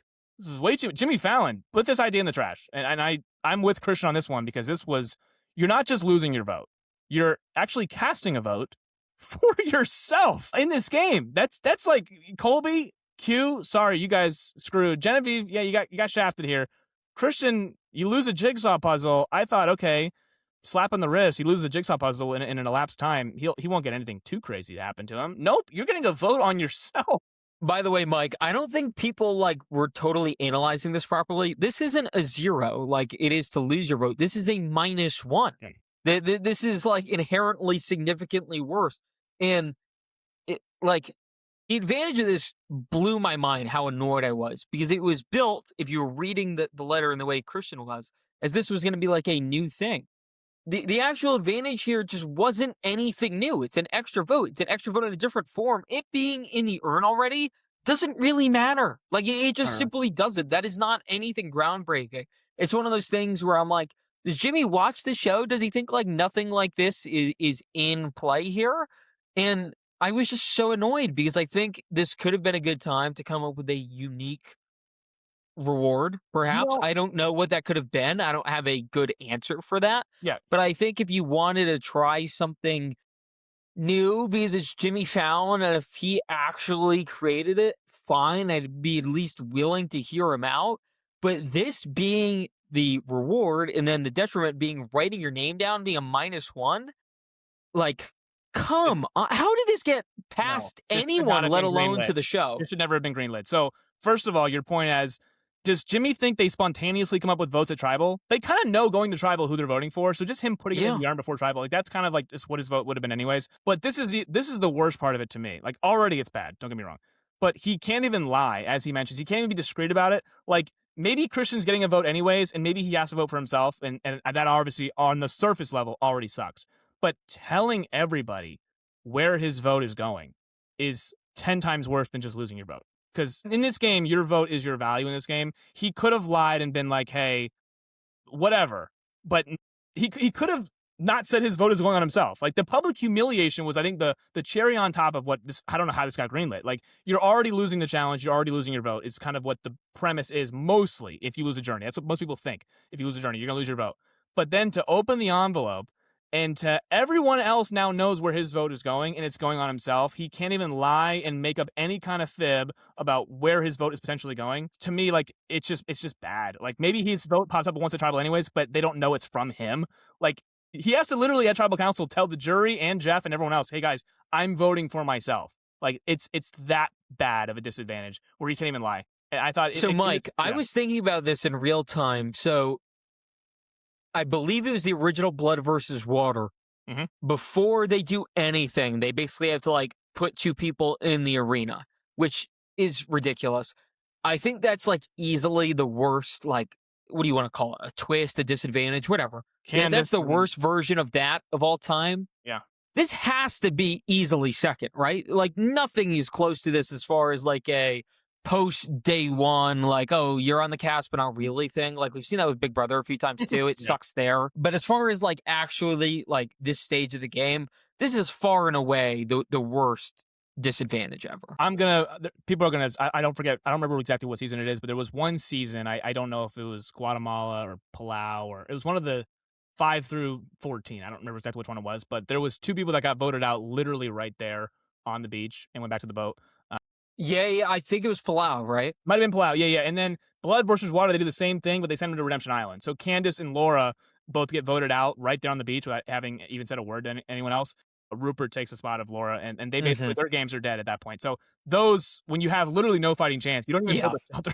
Like you're that's literally dead. easily one. That's easily one. Because you're quite literally DOA. You have no chance to even fight for yourself in this game. This one, I mean, he did lose a jigsaw puzzle, so I guess he has some kind of blame to take on this one. But this is losing a jigsaw puzzle does not warrant what they gave him in here. This was Jimmy No. Fallon. Look in the mirror, buddy. This should never have been greenlit. Like I can't believe it. If you qualify it with beyond the like day one, like voting each other out, like based off looks and vibes and whatever, That's bad. Yeah. this is easily the worst thing they've ever done, especially like consequential, like post jury. It's not a debate. This is like easily the worst thing they've ever Because it's not really part of the game. Like, people have gone done. home on bad rock draws before, but rock draws have always been a part of Survivor, and that is the luck portion. If you pull And up at the least rock that's because there's a vote prior, yeah, and you then choose like to go to rocks. Yeah, you're choosing that. I don't think Christian ever I mean, I guess he did choose to go on the journey. Flippin mentioned that at tribal council. Why would you even put yourself in that? And she's like, I was smart enough to not even want to go on this journey. Why would you do that? So stupid. I wasn't really that. I didn't want to go that far because you could have won something. Usually these journeys are pretty winnable. They're easy, and it's a puzzle. He's been good at puzzles in the past, so it's on him for losing it, but it's not on him for this choice. No one would choose this, and as he's voting for himself, he's like, "Hey, Fallon, let me have a chat with you on your show. This was bad, man. You totally screwed me over here. I'm literally basically DOA because even if you vote for yourself, basically what you can't do is play your shot in the dark because to only play your shot in the dark, you have to give up your vote. And in this case, he can't even give up his vote. I know in the grand scheme of things, he gives it to Jonathan anyways, but had he known that he lost the journey and it was anything but this, maybe he plays a shot in the dark, or I guess maybe he still loses his vote. I don't know. But voting for himself, like you said, is a -1. It's not even a 0. It's a -1 on his tally already. So he's completely, and again, everyone knowing it exposed at the island just kind of gave him like, well, he's low hanging fruit. We can get him out right now. He's never going to be this exposed ever again. So it was just like, okay. Mike, can we mention a game flaw too? I hate the shot in the darks. What's the point of a shot in the dark if you can't use it in this exact moment? I know. This is the one thing. It's like, it's a Hail Mary and you can't even get the pass off. It's like, we're not even letting you do that. Sorry. Like you can't. It's like, what?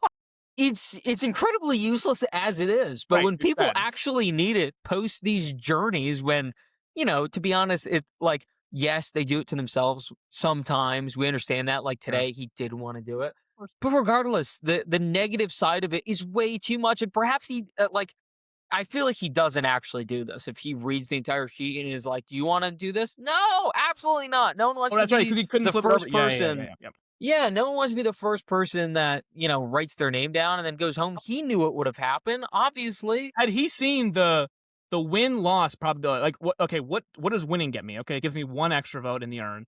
What does losing get me? Had he seen the loss, I don't think he would have Mike, turned it's it an down. ROI, a return on investment. It's Is the horrible. investment of playing the challenge worth the return of potentially voting for yourself? Unequivocally, no. Absolutely not. It's not even close. It's not even a good trade. It's like the Luka Doncic trade. It's like, why would you ever do that? Of course not. In this case, no. But it goes back to my prior point of like 3 weeks ago where I was like, production's doing way too much. This is another one of those. First of all, I hate Journey. We both agree Journey stink. We talked about that 15 minutes ago. This never should have been greenlit. This should have never, I don't know how it got through production. I don't know how anyone was like, this is a good idea. Let's try to, first time ever, you vote for yourself. Again, Tyson famously voted himself out by flipping his vote, but no one's ever gone to their parchment and wrote down their own name. I don't know why anyone on Survivor would want, is it like a public humiliation kink that someone wanted to see try out on Survivor? Not on this season, please, and hopefully never again. But somebody had to have had some humiliation kink where it's like, I want someone to write their own name down because they lost a Journey challenge. That to me should never have gotten ever past somebody's, like, that was like, okay, nice try, Jimmy Fallon. We'll run that, but we won't do what you're suggesting ever. Like, don't do that, please. I took a quick pee break in between the end of the comp and before the journey. And in that brief time, I was thinking to myself, like, wow, this is probably the best episode since the premiere, at least since episode 3, which we rated pretty highly. I'm not going to say this killed it for me because I liked the first hour so much, but this definitely soured it for me because this was another example of something that we just hate. And like, I can't say this enough. I will not dump on this. Like, spoiler alert, when we get to our episode ratings, I will not like go full on like this was a 5 and it dropped 3 points. I'm not doing that. But if this wasn't a returnee season and this was a typical new era cast, I can promise you that this twist would have knocked it down like 5 points for me. I'm not kidding. Like, that's how little tolerance I have for production at this point. Where, like, even last week, I'm just going to call a lot of people out right now. People, I think, like the twist primarily because of who went home. I don't think they actually like the twist. I think they liked who went home because of their beliefs, which you're entitled to do. I like Coach a lot. I'm as far as like a character on my television screen, him personally, whatever. Chrissy, I don't really care for either way. I think she was way better her first go round. This time I was like, whatever. But regardless, I didn't really like that twist. And if you did purely because of, you like new things, more power to you. We're not hating on you for that. But I don't think you can judge these things based off who goes home and who stays. I think we have to be honest and fair about this, and we have to look at this analytically, like, who does this serve? This kind of twist, as I said, jump the Nobody. shark. This doesn't serve anyone. This is trash. Can I'm I sorry. pose This is total Yeah, trash. the question, because I don't think Yeah. anyone's gonna like this twist at all. I really don't. I mean, when we're done recording this, I'm gonna look and see, did anyone like this twist? Had this twist been done and Coach had to lose this journey and write his name out or write his own name down, do you think people would like the twist because Coach had to vote himself out? Just because, like, this, no one realistically should ever like this twist. Like, it's a bad. Not bad as much as people, air quotes, liked last week's twist because it was to Coach's detriment. But I do think there would at least be a pocket of fans that would, yeah. That's wild to me. See, I don't really. Again, you could root for whoever you want to. I really don't care. I like Coach, but I mean, there's been seasons where I've rooted against Coach. You can totally root against Coach, but still like the character. I mean, that's totally fine. I think Probst has even said that before. It's like, Coach is my pool for whether or not you actually are. He said he was like the Survivor barometer. Yeah, like he's the barometer. he used him to like judge. Like, do you really like Survivor? Yeah. You don't have to. Again, you don't have to root for Coach. We can all root for different people. That's not necessarily the point here. But if you're basing your Survivor episode rating on who goes home, twist or not, I think this twist sucks. I think everyone should agree the twist sucks. But I thought last week's twist sucked. And again, if you like the duos thing, you want to see it in a future season, totally fine. But I am kind of in your camp too. I think if Ozzy and Suri went home, if they were hypothetically paired up and they went home, I think people would be very, very upset with a twist of them both going home in one fall swoop. I think and people were exposing themselves, Mike. I saw the comments. That got a ton of likes. It was very apparent that was the prevailing notion. And again, I'm sure there were people that just liked it to like it, and that's totally fine. I'm talking about that other camp, what I view as the majority camp of people that like the twist solely because of who went home. And I think that's incredibly annoying to me because I think that it's kind of letting Survivor off the hook in a way. Because then when this happens next year and you claim to have liked it this year because of who went home, You have to, if you know, love the people on 51 that are axed because of it, then are you going to change your tune? Like, they what are we are. doing here? No, I've seen some people that were saying, you know what? Now that you say it, I did like the episode because of who went home. Like, I would have been pissed if it was. There's some people in the comments that said that, and there was also some people that were like, no, I genuinely like the duos twist. I think I follow this girl Tag, and she was like, I actually just genuinely like the twist. Like, Yeah, it was one yeah, of the- we love Ted. and Yeah, you can absolutely have that opinion. I am gonna wager that this episode and this twist nobody liked. Regardless of who went home, I think everyone's gonna be like, okay, this is kind of a little bit too far. Like, how did they get to vote for themselves? Like, this would have been. I think the most people of Survivor. I think they're gonna be like, they're gonna step back and be like, okay, this is up there with. They didn't like the Blood Moon. We both didn't like the Blood Moon, obviously. Most people didn't. I think most people, a good general consensus of people, will not like this one at all. They will not like. we liked the idea of the Billie Eilish boomerang idol. We did not like how there were 3 of them. We don't like how it was based off like finding it in the wild and not from a journey. If you're going to do a journey, Yeah. or not from like a I don't know, like you guys won, you know, tribal immunity, and it was in like the fishing gear that you got, something like that. Yeah, clean. We didn't like that. We don't like the losing of votes ever, especially so early in the game with Coach and Q and Colby, excuse me. So yeah, of all the twists, we've disliked almost every single one of them. Yeah, and again, the duos one nobody actually voted for, but after the fact, the fans were like, you know, this could come back. I could vote. That here's the thing: if you run these on a season where it's like you kind of just like test them out, like if you tested out the Blood Moon on another season and it got rave reviews, sure, do it again, fine. If you tested the duos out one time, occasionally, fine, and maybe you can do it again. But on a season like this, I preferred them to be a little bit more hands off. We've talked enough. Mike, I think we'd be more forgiving if they did like Survivor 51, you know, twist galore, and just everything was a big twist. Do it. Now, we'd be like, we're starving for actual Survivor, and we'd be annoyed that that's what, after all the fan backlash, that that's what they came up with. But I'd at least be more willing to give it a try and see what worked, what didn't work, if it was a playground for it. Maybe that could be like a Paramount exclusive.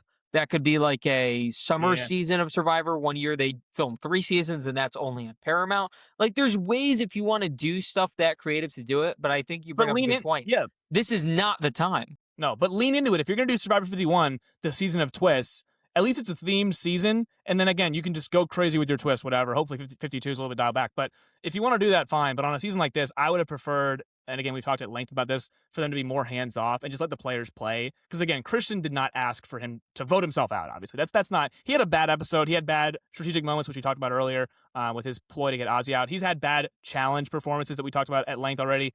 This one he did not ask for, and I felt bad for him by the end of it when he was getting his torch snuffed. I was like, this is a tough way to go out, man. I mean, he did it to himself in some ways, but this specific twist, don't bring it back and don't have anyone's game end like this, because this is bad. Just to blast through the remaining part of this episode, we get Flippin' back on our screen. She was kind of just like a background character the last few episodes after being a dominating force early on.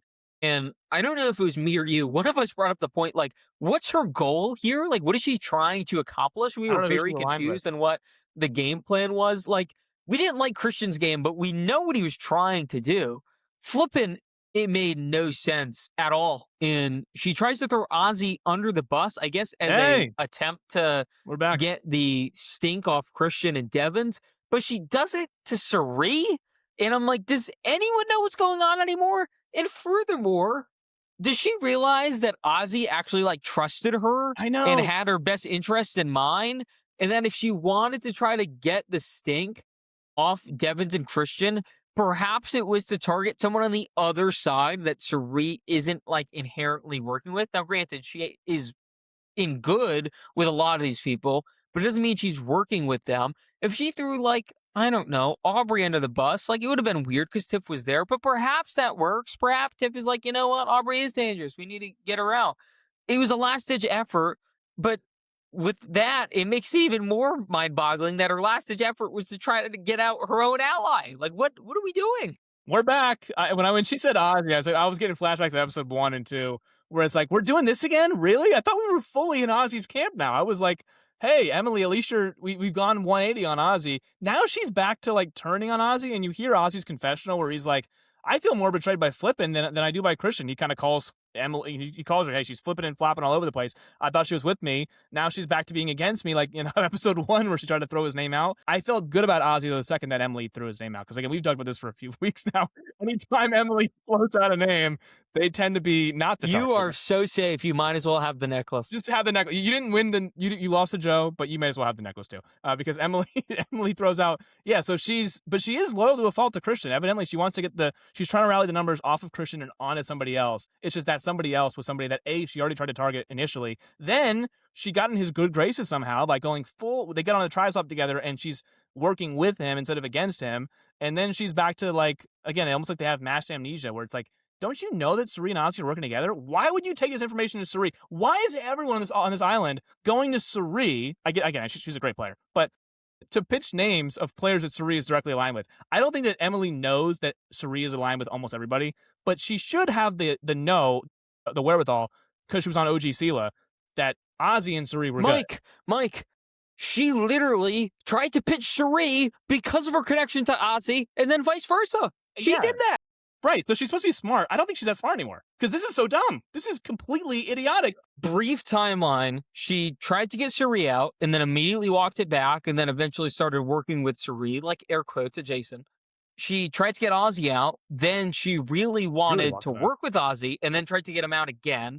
She was fearful of Christian and Devons because they did not disclose the information in a timely enough fashion for her liking, that they sent an idol out to Aubrey.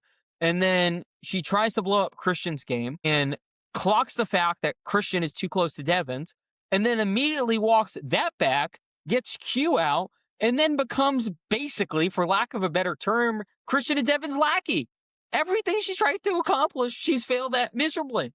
Episode 5, remember, it was almost like her and Ozzy were almost closer than her and Christian. It was almost like one of those episodes where her and Ozzy were in the ocean, kind of figuring out, should we take out Angelina or should we take out Christian, who's been so sloppy so far in the pre-merge? Like, they were actually debating whether or not they should take out Christian, who they were working with, obviously, on the OG Sela tribe.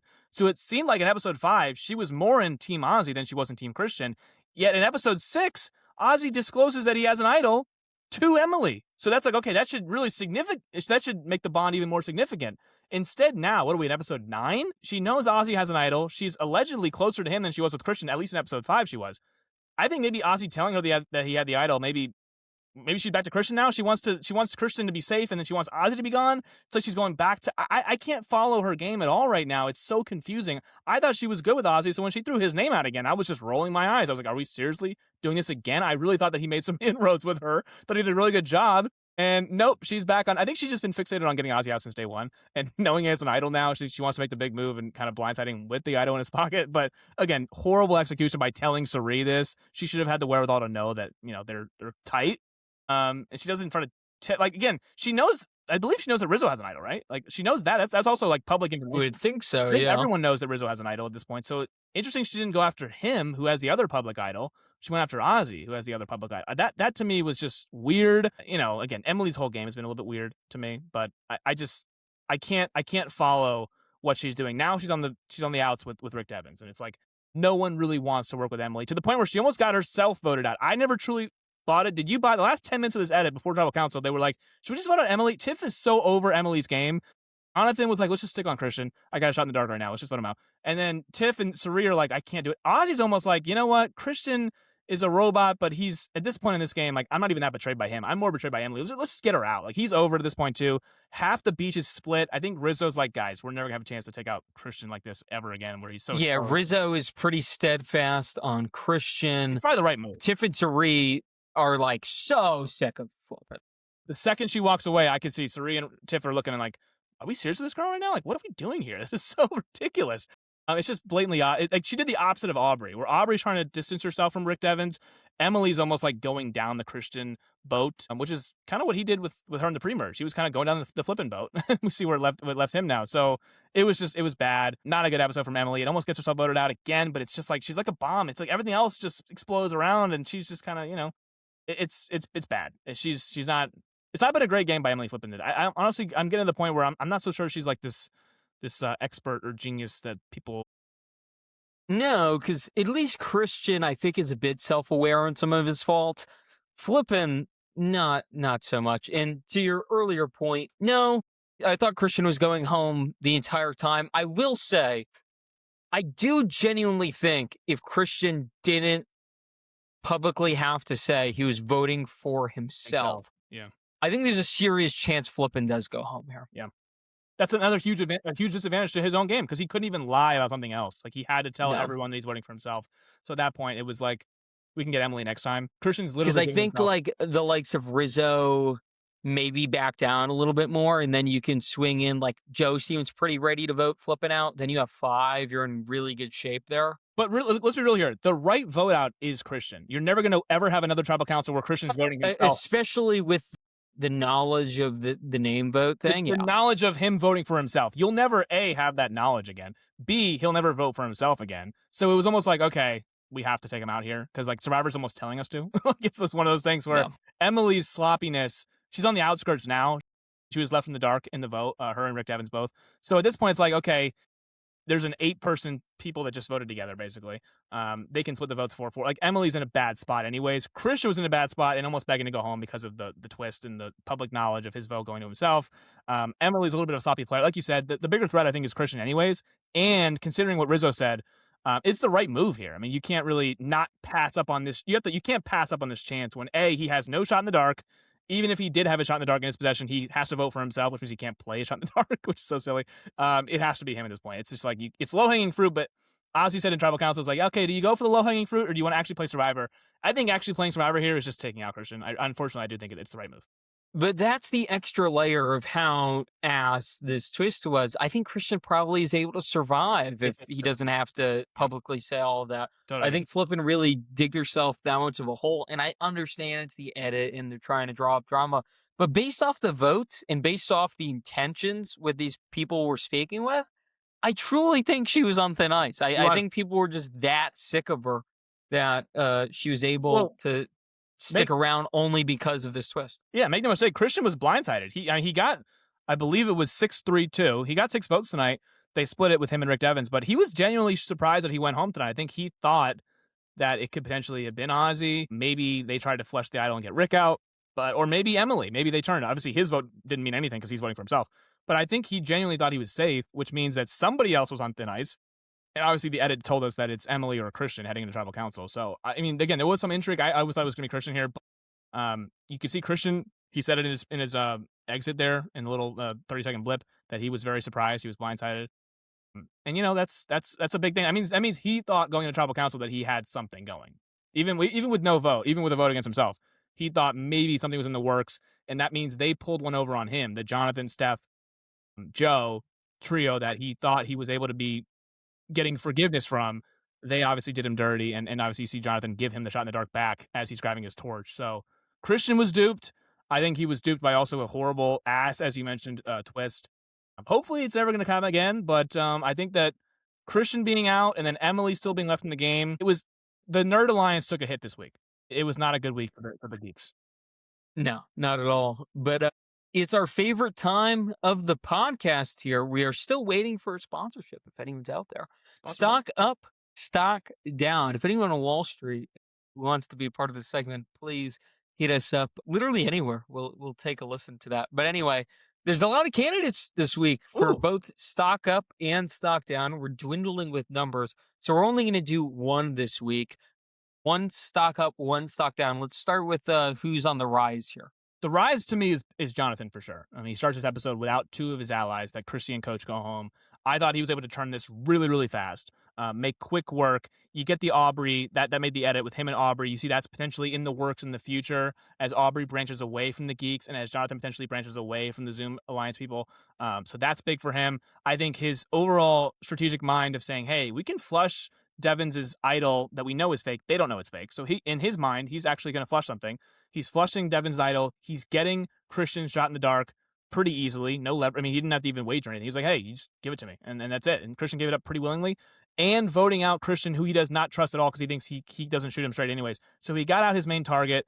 he was able to, in his mind, I guess he thought he was going to flush Rick's idol, which doesn't exist anyways. But he was doing all the right things in this episode despite losing two of his allies, and I think he gained one, obviously, in Aubrey, who was veering away from Rick Devens and Emily and Christian, now more in Team Jonathan camp. So I think Jonathan, of the people that were on stock down last week, he's way rising. I think he's playing the game. He's actually playing the game of Survivor, which in 42 he was a bit of a one-trick pony. He was a big challenge beast, but there are two other elements of Survivor. I think he's playing more than one element this time around. I think he's doing a really good job. You're gonna love this. I got Oscar this week, the Ozman. Nice job. I think what Ozzy's been able to do here by really gain the trust of Suri is great for his game. And obviously, this has been a story arc for 9 episodes now. But the fact with the swiftness that she did, went up to him both times, Christian and Flippin individually came up to her and floated his name out. I thought boded really well for him that this is a like final 3 alliance. This isn't just something that we're dragging along as far as we can and then we're going to cut ties. Like she's really committed to Ozzy and she calls him her number 1 here as well. And by the way, I don't think he had any chance against Joe. I think Joe would have blew him out of the water. But I think it is encouraging that even this late in the game, he is, competing in comps. He's not winning them necessarily. He only has won 1 so far. He won the one last week, and then he second place this one. That's, you don't want to win too But much. he's been fairly competitive throughout, even when, early on they were losing every single tribal immunity. I thought he was still looking pretty good there. I thought he looked at least better than anyone else on his squad.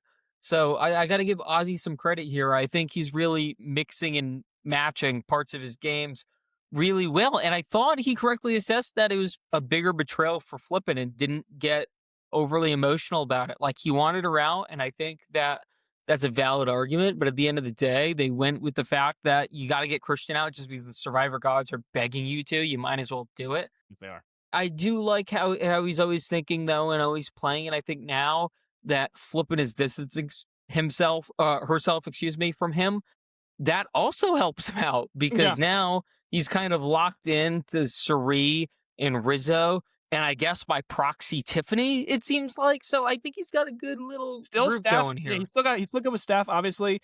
I think to me the difference is in Game Changers he goes home in this episode because in Game Changers he was on rocky grounds with Suri in their original alliance and then their original tribe. And at this time in the game last time on Game Changers he went out in this exact round with 11 people left. And you can see now again with 11 people left, Emily's throwing his name out. Christian's throwing his name out. It's around this time in every game that Ozzy plays where people want him out, like around this exact time in the game.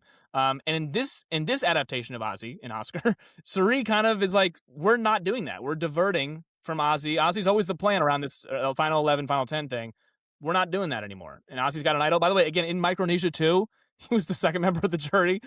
Final 11, he goes out with an idol in his pocket. Same thing here. He's got an idol in his pocket. And instead, Suri, who's got a good working relationship with Ozzy this time, again, finally, we've been begging for this, Ozzy, Suri to kind of link up finally, like a legitimate link up, like a final, not like okay, they're good early on, whatever.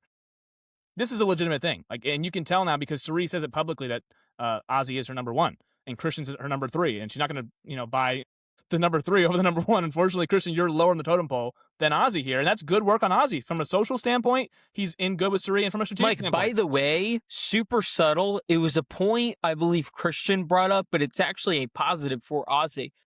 He mentioned how Ozzy is always talking to like Jonathan and Joe. And that's helpful too, because he is playing the middle and he is in with those guys as kind of being like one of the bros.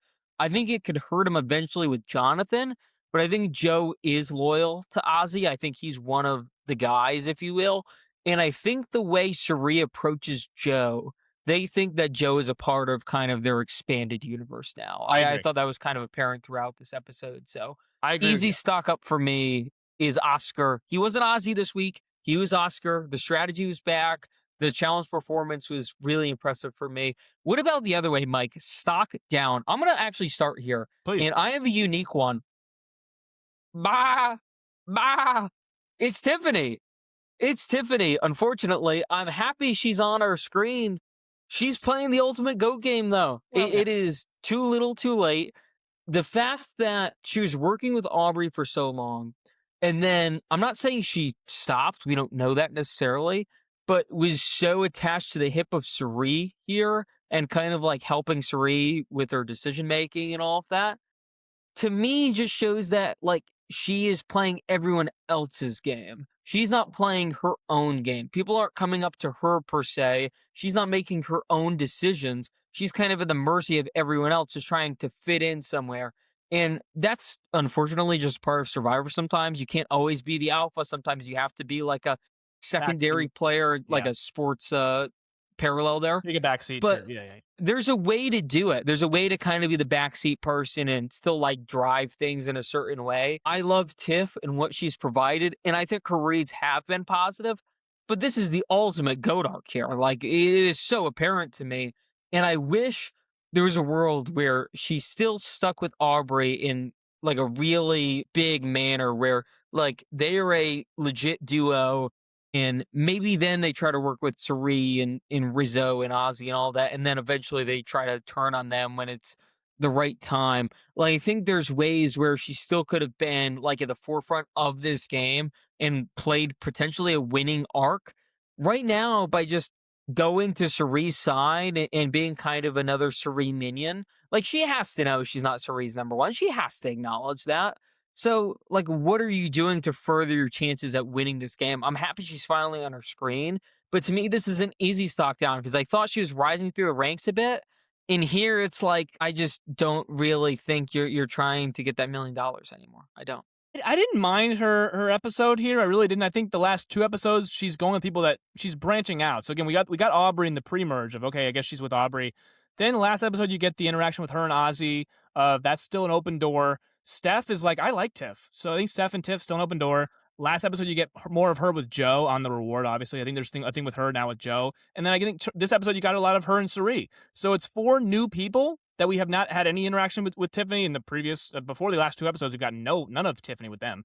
So it's four new people. I think she's integrating herself well. I think she's playing a better goat game than maybe you're giving her credit for. Like there's some people that are just let's just bring in her as a number. I don't think they look at Tiffany necessarily as a number. I think they work. I think Tiffany is a solid working relationship both ways. I think right now she has nowhere to go. That's the other thing too. It's not like she's going out to Suri because like she has to kind of. She doesn't really have anybody necessarily. She's Like just not forging her own path. She's trying to just integrate with something that is far too established But at can I this point. argue that it's difficult to forge your own path when Dee and Camilla were both voted out like 2 episodes ago? Like True, she but I was guess kind of that's the part need. of the too little too late thing where these people like her as a person, but it's not like she was necessarily trying to work with them prior. I No, guess no, you can no. make the argument like she maybe sort of kind of was trying to work with Steph, kind of a tad, Maybe. but that's also part of it where like Suri, if she lost Ozzy tomorrow, it's a big deal, but she has a ton of other She's people. still fine, yeah.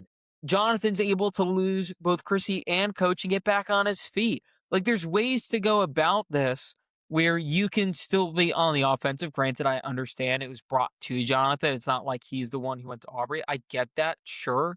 But you know what I'm saying. And I'm not saying she's playing like, like a 0 vote finalist game on purpose. Like, that's not what I'm saying. I think she is trying. I think she is playing. I just don't think she's accomplishing anything by just being another number for Suri. I won't waste too much time here. My stock down is Emily. This is we're back. We're back. The background I was character trying in to the be last. creative. I was No, no, trying to be creative. I get it. Emily to me, this is again, she's in the dark, and you see in the trailer next week, it's her and Devins as the two that are left out. Everyone's trying to get away from the boat that is Emily Flippin and Rick Devins. Rick Devins for his idol sticks, Emily for quite literally everything else that she's doing on this island. Nobody trusts her. Tiffany wants nothing to do with her. Sari doesn't really want anything to do with her anymore after she kind of threw out her number one. I don't think Rizzo and her. I mean, they were paired up together last week. I think that once Rizzo heard that she's targeting Ozzy, that means he's like, okay, I might be one of the next ones there. So I think that everyone, Jonathan, nothing to do with Emily. I don't think at this point anymore. Joe is totally fine with getting rid of Emily. I think Emily's burned a lot of bridges. I just think that she's not long for this game. I said in the pre-merge, and then she was fine. So I can't get who's she working with, and no one wants to work with her anymore. Like at this point, she's kind of like she can't do what Tiffany did the last couple weeks. I don't think. Like Tiffany was a quote unquote free agent literally after losing her two best allies, Dee and Camilla.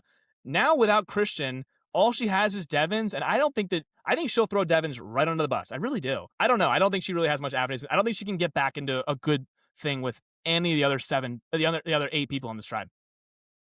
I couldn't put her as a stock down because her stock was off the market weeks ago. There was no stock to go down. Like, it's just, this has kind of been more of the same that we saw I've seen some from the comments beginning. of people that are like, Emily's quietly playing a game. I'm like, those people Yeah. had some people had some stock. We have stock on Jabari Smith Island. Some people still have Emily flipping stock. I don't know who, but some people do.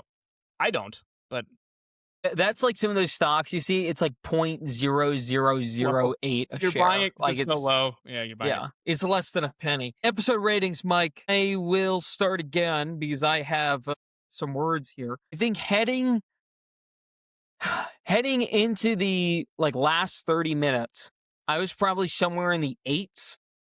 I'm going to put this at a 7, and I think there's a world where that's probably just too generous. I'm going to do a flat 7.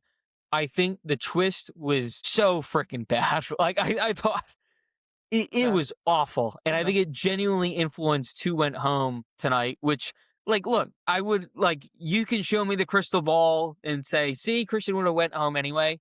That's fine. If that's true, whatever.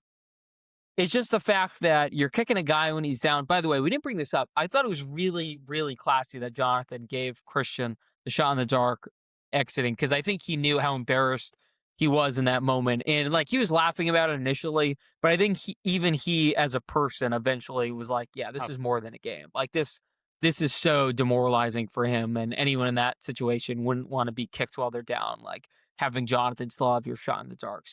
I thought that was a really great touch there. But yeah, I thought the twist kind of took me out of it. And it was just more of like, we're still doing this, man. Like, this is like deep down at its core, this is probably an awesome season, like, or at least an above average season. And, you know, you can bump it up a few points because of who's on it. Like we do that all the time. Like we'll say like, you know, last season this would have been a 4, but because it's Serene Ozzy doing it, this is a 7 now. Like we acknowledge that. 100%. But these twists are just kind of demoralizing to me. We're just piling up. It's getting too much. It's like sucking my enjoyment out of it, especially because like they're not playing super great games right now. Like we talked about it earlier, how few people are actually playing. So then when you add the twist to further complicate it more and then kind of make the ceiling of these players that much lower, it's just so frustrating. So a 7, you had me for so long. I thought this was a brilliant episode. And then the twist, the last 30 minutes, really just took me out. It is an 8 for me. We talked about this off air. I'm not going to like dumb down the grade of the episode because of who went home and why they went home. It's a big part of the episode. I totally get it. The exit is you know, it's the finale of the episode. Last 15 minutes, the tribal council, how is it? But overall, in the 90 minutes, I got not more than enough of what I needed. The last few weeks were I didn't love. This is my highest graded one since the pre-merge. I think the pre-merge was a 10, probably. One of the best episodes of Survivor, in my opinion. But not the premiere, the premiere episode. This episode, to me, episode 9, I loved a lot of it. I really did. I like this challenge. Like you said, it's one of the better ones that we reuse. I loved the scene of the mob, the 3 mobsters, Joe, Jonathan, and Steph, all looking That was down. good. Straight out of the Sopranos It was there. straight out of Sopranos. I was just like, Christian's looking up at them like the nerd, kind of like, it was awkward, but it was funny. It was good television. I thought the Joe Devins thing, it was weird that it was there, but I thought Joe imitating Devins at Tribal Council the night before. I'm like, we're getting a lot of like personality out of people like during downtime, which we don't usually get. So I thought a lot of that was good. We got bad Emily flipping gameplay. We got an interesting challenge. We got Jeff inserting himself that wasn't a turnoff to me. So I thought all those were positives. I found myself laughing, rolling my eyes, happy, all in the same episode, which is really all I'm asking for Survivor nowadays. Again, maybe it's grading on a curve because of the last 10 seasons. But to me, this is an 8 because I think I'll revisit this episode. I won't revisit the Blood Moon. I probably won't revisit the duos. But I think this was the one that I'll come back to because it had enough funny moments, had enough. I'm laughing, and again, obviously, I'm rolling my eyes during the Jimmy Fallon twist, which again should never be brought back again. But I'm not gonna crash course the grade because of one thing that production has to shoehorn in. At this point, I'm used to journeys, and I'm used to journeys mostly sucking. So I'm not gonna be like, well, the journey sucked, down goes the grade because most of them suck. Like really, they do. So this one, I'm a tough grader. We know this. This one sucked the worst. I'm totally. This is outside of voting you out on day 1 on the beach. This is a bad one, but I think overall the episode was good. I think I'm not gonna lose that because of who went home. Obviously, I'm bummed of who went home. I like Christian a lot. I had him on my team. I like him as a person. I like him as a player. He did some bad things in this game, but that one he did not deserve that. So for sure. I'm But I like think an the over AP history grader. It's just yeah, who I am. Like I am tougher on the grades. I'm It's just curving how it it. is. I'm consistently tough though. It's not like you know, it's not like I'm giving out tens all the time here. No, So no, no, no. I haven't given out a 10 since the obviously the premiere, but I would bet that I have more 10s probably on my list. I'm like the D I Wade. think as of right now, 9 episodes in, I think we've only like really been into three from what I remember. Yeah, yeah, yeah, yeah. But here's the thing, like, really into 3, but again, because of the characters, I'll probably revisit more. Because again, I think the season just has too many funny characters to me. Like, even the one that like, Q went home, that was a good episode to me. I hate that Q went home, but that was episode 3. That was a good one. We liked that one.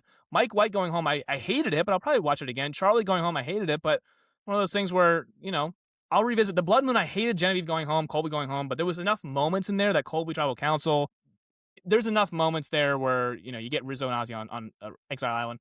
There's some stuff you can take from episodes that was like that. I'll probably revisit that, but this one, I like the episode overall. Just the 15-minute segment of that journey, the public humiliation ritual of him reading him, that can all go. Maybe I'll skip that part on the rewatch, but overall, the episode I thought was really good. I think this season will benefit from being like clipped. I don't think this is a good like rewatch season at all. I don't think this is good Survivor. I think the We gotta see characters how are the end game is. awesome. We gotta see how the end Yeah, game is. we haven't seen this allegedly amazing endgame, despite like we're getting pretty close. So surely it has to pick up here. But It's the re yeah, because she's been so brilliant. You can almost ignore everything else and just It's like focus on the Boston Rob three. Yeah, real quick, it's like, remember the Redemption Island? No one liked Redemption Island. I rewatched it and I was like, I'm just marveling Boston Rob's brilliance. I kinda like it. It's funny. Philip, funny character. Like, there was some funny moments there. People don't love fans versus favorite 2 a ton, Aaron but Mullen, I did like Cochran's game. yeah, I thought it was pretty brilliant game brilliant. on it. But so far through 9 episodes, you're watching the characters. It's probably better in a YouTube clip if you're just watching like a compilation. Sitting through, God, because they're 90 minutes. I'm not going to do the math, but like over 9 hours. We know that it's over nine Plus hours. the It's probably 3-hour like premiere. close Yeah, to 12, right? yeah. It's just not going to be worth it. Like simply not. It's not going to be worth it rewatching like full episodes all in a row. So hopefully the end game makes that a moot point and we get some good stuff that we can actually look back on and say, look, the pre-merge was really bumpy. There were some moments in the middle, but the end game was brilliant. And because of the cast, like, it's a new era season. That part of it kind of sucks, but at the end of the day, like we liked it enough.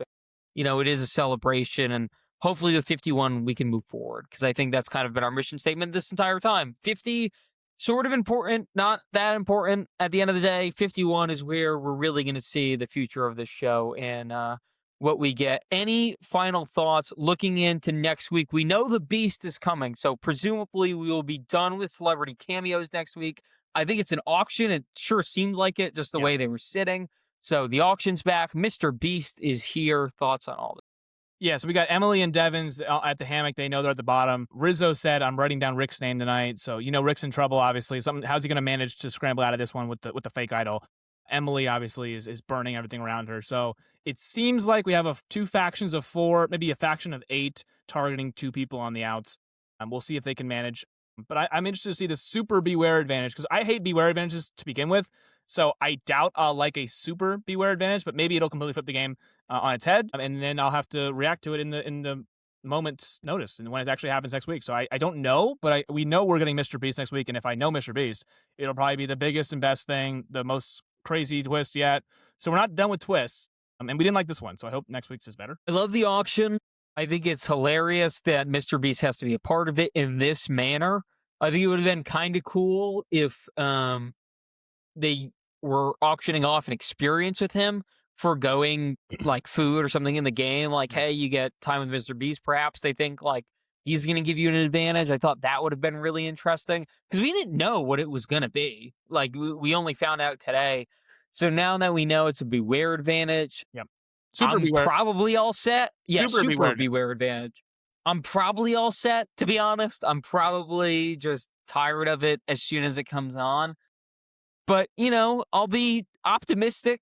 There's no other way to be. don't I'm like Beware rooting for this season. I think that's the part that could get lost. We are wanting this to be good. Just because we dump on this all the time does not mean we don't want this to be good. I think in a way we were more complimentary of 49, a season that we made fun of religiously, Yeah. than 50 with all of our favorite people, because at least 49 was a bit more tame with a twist and there was some more gameplay, and at least we could analyze that. And granted, it was a lot of bad gameplay, but at least we could talk about it in a normal manner. Here, it's like there's so many moving parts. It's kind of tough to just boil down who's actually playing Survivor outside of Survivor. Yeah, and by the way, I liked the episode. So not only am I rooting for the season, I'm giving it some good grades because Yeah, they liked 49. it to an extent too. Yeah, 100%. 49, even though I liked it more than I thought I would, we even like they acknowledged that 49 was kind of like the joke to what 50 was. We were building up to 50. So they kind of downplayed 49 to such a degree because they're like, yeah, 49 is going on right now, but wait till 50. Like they didn't even really buy into 49 themselves. So we kind of, as a way of them kind of like not really giving a shit about 49, we were like, all right, well then I guess we'll half-ass By it the too way, if you're Mike, gonna we half-ass it. knew who did well because they spoiled it beforehand. Of course they did. Yeah. So it was that also soured me. But even that, like I was like the Alex blind side, I would have been more into that if I didn't know anything that happened. But yeah, so I guess I even on that one you have to grade it by a curve a little bit. But I liked it more than I thought I would. But I probably would have liked it more if they didn't, they kind of soured the result. But it was fine. 50, I genuinely like all these characters. Like we don't have any like fish out of water candidates here. There's people playing bad games, but there's no like Christina's here. There's no like, oh my god, No. what are they doing? What are they doing on this island? So 50's got a lot of good like characters, which And that makes is me half the rooting. battle at the end of the day. That's why I'm rooting for the season because I'm asking for more characters on these seasons in the future. We're both asking for more diversity in the casting, and we're getting a lot of different characters in the season. So I hope that the end game is as good as advertised. And we've talked about it a few times. Just to wrap up here, Christian, I think he's done. I think there is a sliver of a chance that he comes back, Really? but I'd be fairly surprised. I think he'll get the phone call, but with his son being a little bit older, like this was so tough for him now. He's one. I can only imagine, like, it has to get harder when they start walking and stuff and I going was to school. Yeah, I was gonna say because thanks for bringing that up. I think Theo mentioned it. If they do a duo season and if it's rivals, they did this in the challenge. If they were to steal an idea from some other TV show and bring back people that are rivals with another, I think we should get Rick Devens and Joe as people that clearly just butt heads. I want them as a duo on a season together and see how messy that would be. And I think if Christian was to come back, if Jeff wants celebrities playing the game, he's asked Sean O'Malley to play Survivor. He's asked Zach.